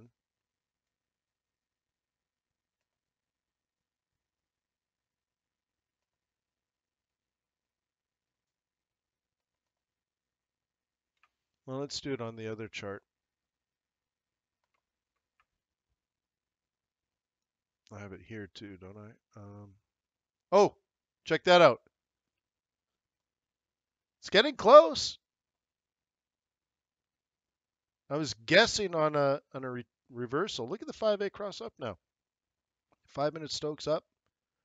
It's not exactly, but it's reasonable, isn't it? I mean, it's not bad, right? Anyways, what are we talking about? USD yen? Here. All right. So I have this down, up, down. So I have it coming down here. It's 618 to 1382. So you actually you were the conservative trade. You would have taken profit here or here. All right. So let me go back to this. Wayne. Yes. We took 80% USD profit at waterline. Is your waterline, by waterline, I think you mean line in the sand. All right. So I think you took profit here and then let the other 20% run. All right. All right. I think I got you. All right. So you scalped it like it's not going to line up, but let's do it this way. Generally, you sold it high and you took profit here. And you probably did it to the left, but whatever. So this is what you call the water line. I call it line in the sand. Okay, fine. Great. Great. I like to handle scalps, hero or zero. Okay.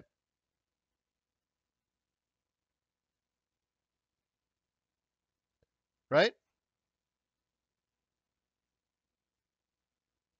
Your chart picture, Wayne. Oh, hang on. Oh, sorry. Because I don't see what you see. Hang on. So you got my ugly face in the way? I'm sorry. What were we talking about? Oh, because I had. All right. Well, sorry about that.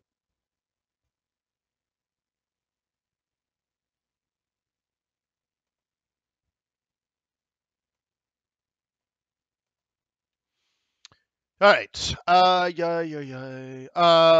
were we talking about? Oh, yeah. So what I would rather you do is this starts moving toward the line, and I think I say this in my book, but it's been so long I have no idea. But I feel like I do say it. Um, that when you get to the line in the sand on the bayonet charge, you move your stop to break even. So let's say your break even's here, or something like that, or closer, or something, right? Okay. And you let it run to the target. So the 618 predicts a 1382, so that was the target right here. So you should be short white zone. Target is that little yellow. Okay. And when you get here, I would just rather you remove the risk. Another way I tend to handle scalps is I'll do like a 25-25 OCO or 25-50 OCO and walk away. You understand? Where my stop's here, and let's say my target is 115 even, which is way down here, basically 1618. And I walk away. That's it. I either lose 25 or make 50 is the general idea. I mean, I know that's not quite right, but you get the idea? I'll throw down a 25 pip stop, 50 pip limit, and just be done. And if I make it, great. If I don't make it, too bad. That's how NFP is sometimes, right? And you just walk away. Well, I used to be a currency trader. Look. Tough rocket, that thing. Right? And you just let it fulfill itself.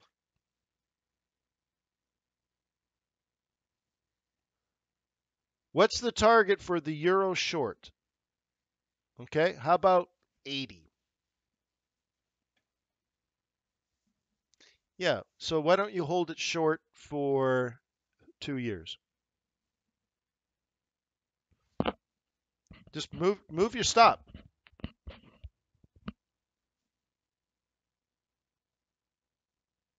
Albert Glurp. Yeah, why not just sell it forever? What would you do if you had $1 billion?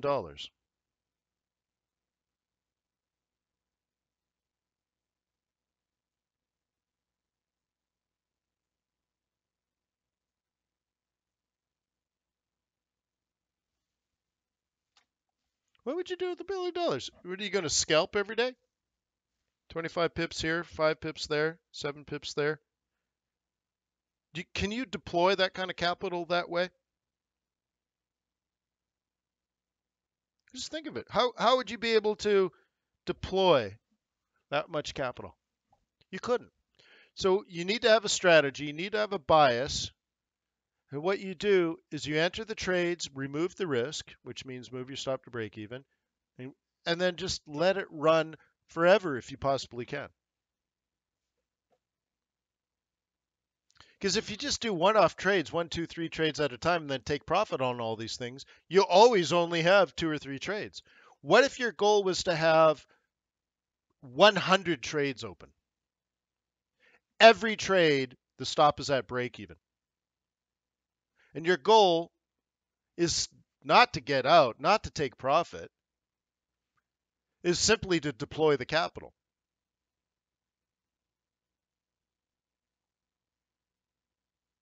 You see what I mean? You don't want to take profit because that's a problem.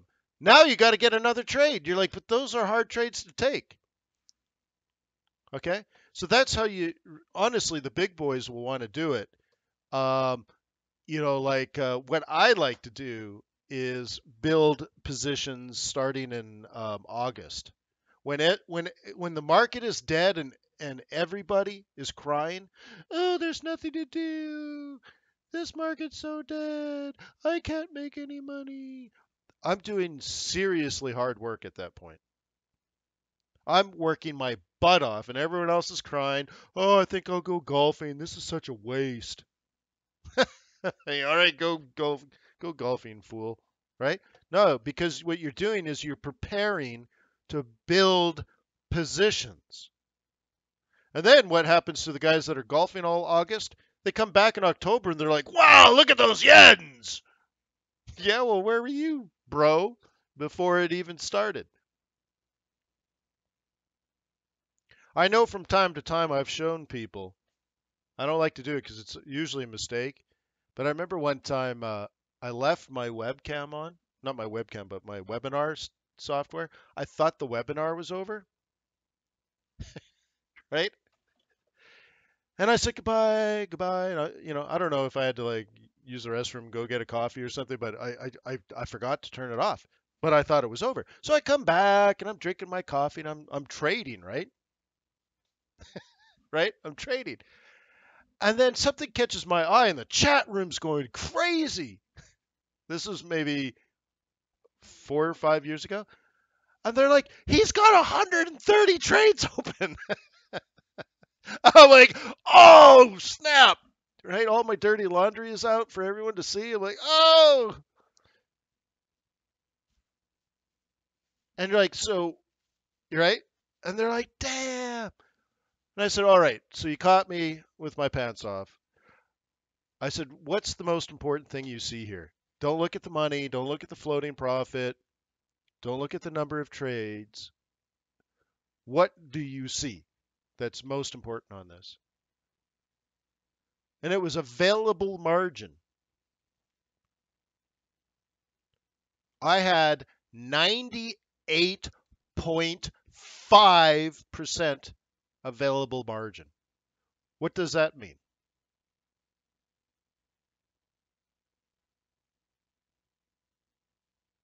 How could you possibly have 100 and, well, let's say more than 100 trades open, right? How could you possibly have more than 100 trades open and have 98.5% available margin?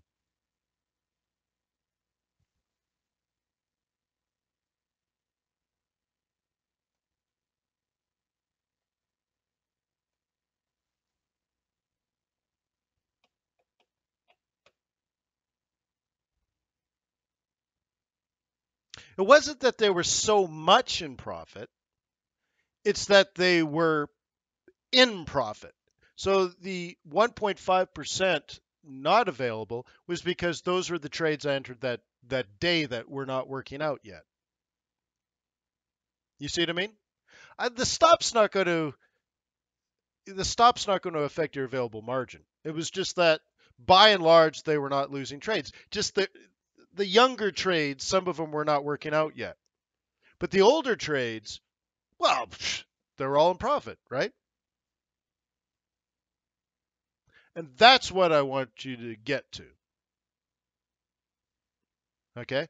But it took an amazing amount of time, an amazing amount of hard work, I don't even want to say patience, because I say patience and it sounds easy, but sometimes in situations like that, you can't sleep at night. And your stomach is just churning and you want to like vomit. And it's because you can have the week could open up where all your trades come down 200 or 300 pips each because they have 2 or 3 down days, right? 200 or 300 pips each. Oh my God. Like you're literally sweating and sick to your stomach, like nervous. It's like going up and singing the national anthem in front of thousands of people and you can't sing. you know? And you're just like dread. It's like dread, nervous, sickening dread. And those are the profitable trades. right? So you got to be careful. No, it's not, man. Well, so the way that you do it, or one way that you can do it, are hard and fast rules like you only move stops on the weekend when you're not freaking out. Right? So let's say every trade you move the stop 25 pips per week, and you just manually trade them, trail them, or you always have them below a certain monthly pivot, or always below a certain weekly pivot, and you just have hard and fast rules. So when the market conditions change, you get out. Now, very often too, I have seasonality mixed into what I do, so I kind of know when to start worrying about these, right?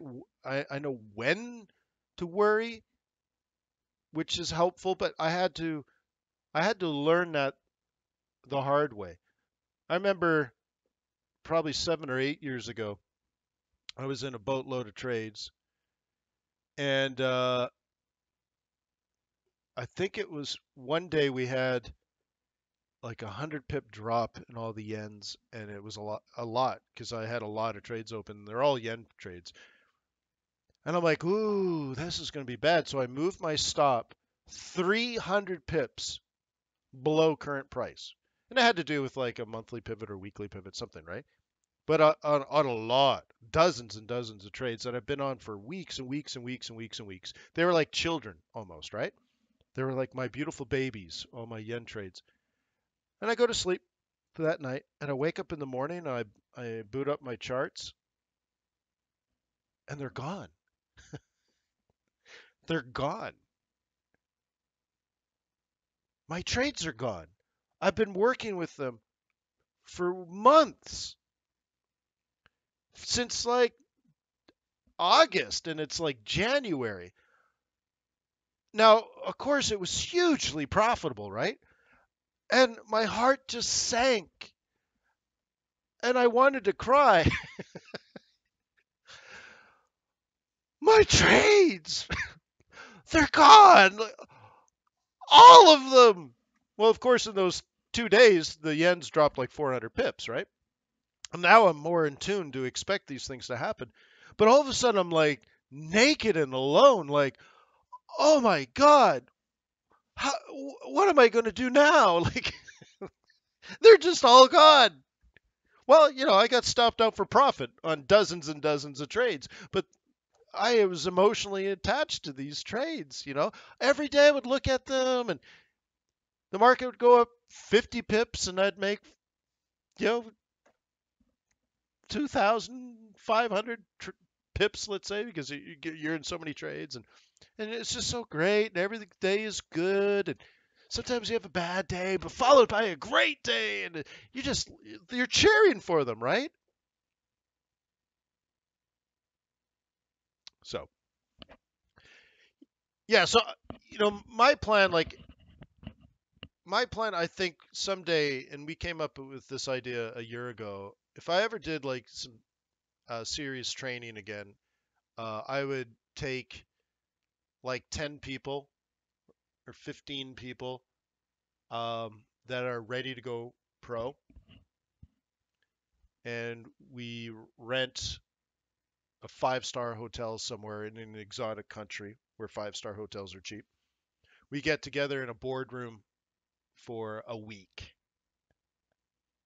and we go over everything, fundamentals and positions and like that, but also like how to go through your track record, and understand, risk adjusted performance analysis and things that sophisticated investors look for to when they analyze your history, and how to present them, and how to build PowerPoint presentations and one pager tear sheets, and literally give the pitch and do elevator pitches, and it would be like, I don't know, $10,000 or $15,000 per person.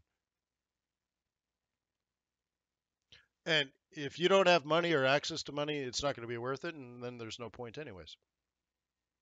And I'm thinking Cape Town, South Africa. Let's go to Cape Town, hang out on the beach in February. That's what I'd say. It would have to be very expensive, because I'm talking about serious one-on-one involvement and stuff, where I'm listening to you give me elevator pitches and stuff, and we're working as a group. Yeah, that kind of thing, but whatever. I don't know how we get onto this. All right, so gold coming back to 1200 again. Okay. Now you got to readjust. Okay. Now that we're testing this, yeah, okay. It's looking to me better and better technically.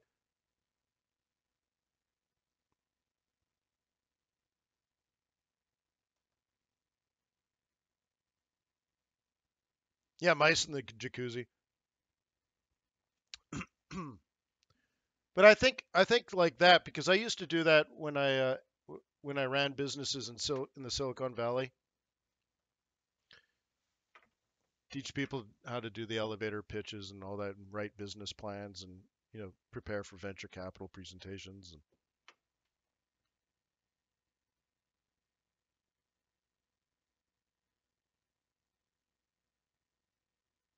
So Albert, you're up $500,000. Sweet. Congratulations, man. That's cool.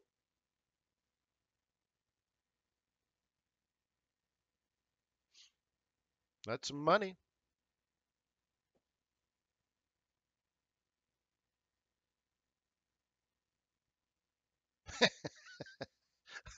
I, I didn't know Bruce Willis was entertaining, but yeah. 643. Cool. I only charge 30%.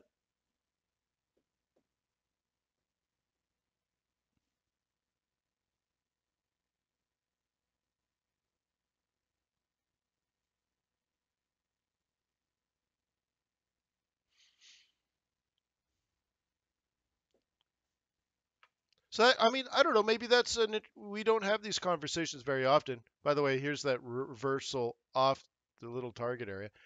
Um, how many people are seriously thinking about going pro in the next, let's say, 2 years? That you believe you have access to money, whether it's yours or friends, families, and fools, or some sort of institutional investor. I don't know. That's probably not quite your alley yet. And you need to do things like presenting your track record, and building investor presentations, and going on road shows, that kind of stuff. Is anybody like getting there? Is that right, Henley?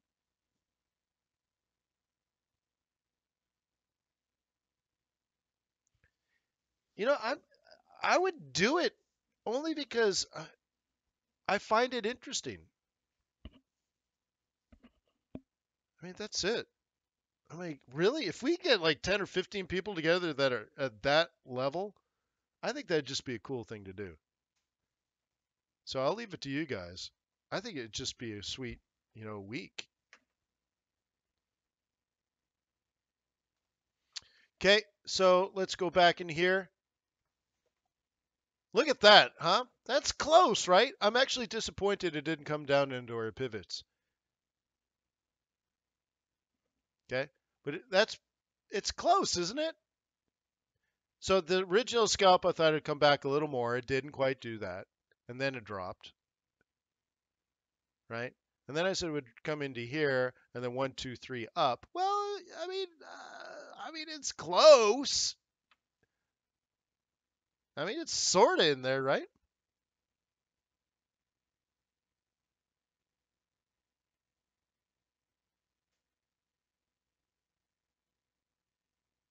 Yeah, Albert, and in the evening chill time and laughter. Yeah, totally.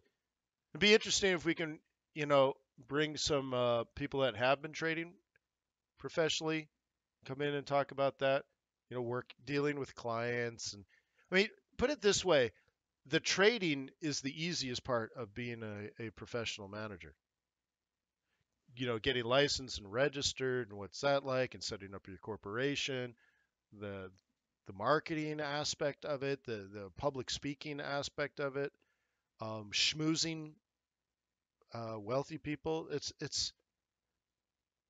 I mean, it makes the trading part look easy. Aussie, do the Aussie? Yeah, I'm happy to do Aussie.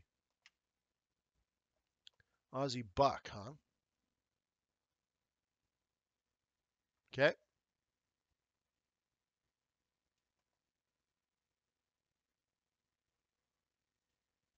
What was the other one?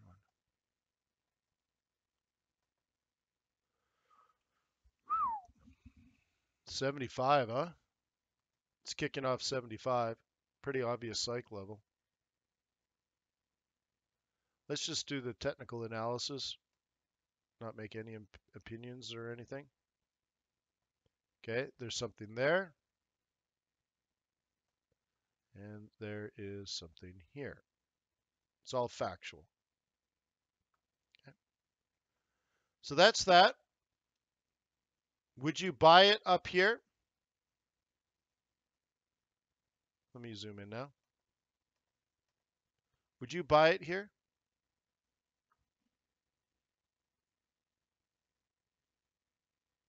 Oh, what would the price of that event be?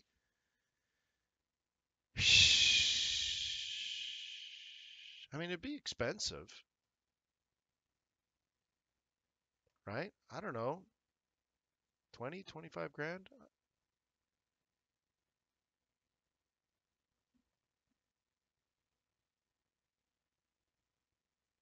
mean, unless you got that kind of content somewhere else. It just seems like a lot of hard work. Now, it seems to me totally fun. I've helped people raise millions of dollars for their high-tech startups back in the 90s. I used to do investor conferences where we'd have like 150 venture capitalists in the room, and I'd bring a crew of like 9 or 10 startups to give like 10-minute pitches. And then we had breakout rooms where an entrepreneur would come in, it was more like a 15-minute quick pitch, because most people knew right away, not interested, right?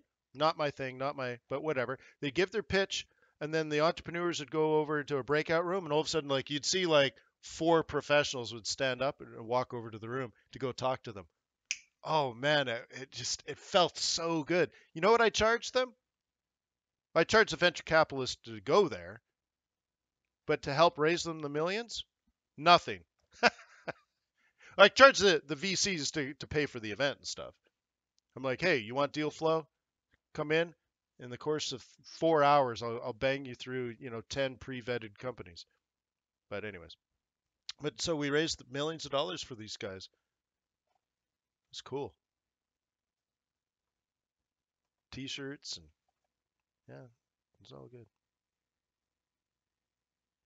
All right, so anyways, I'm asked to look at Aussie USD. I know I can't buy it here, but I could buy it here. Okay. Now I'd like to know if there's any, pivots and stuff like that. So maybe I should change the template. I'm going to lose my analysis, but let's do it again. Okay. This is obvious. And,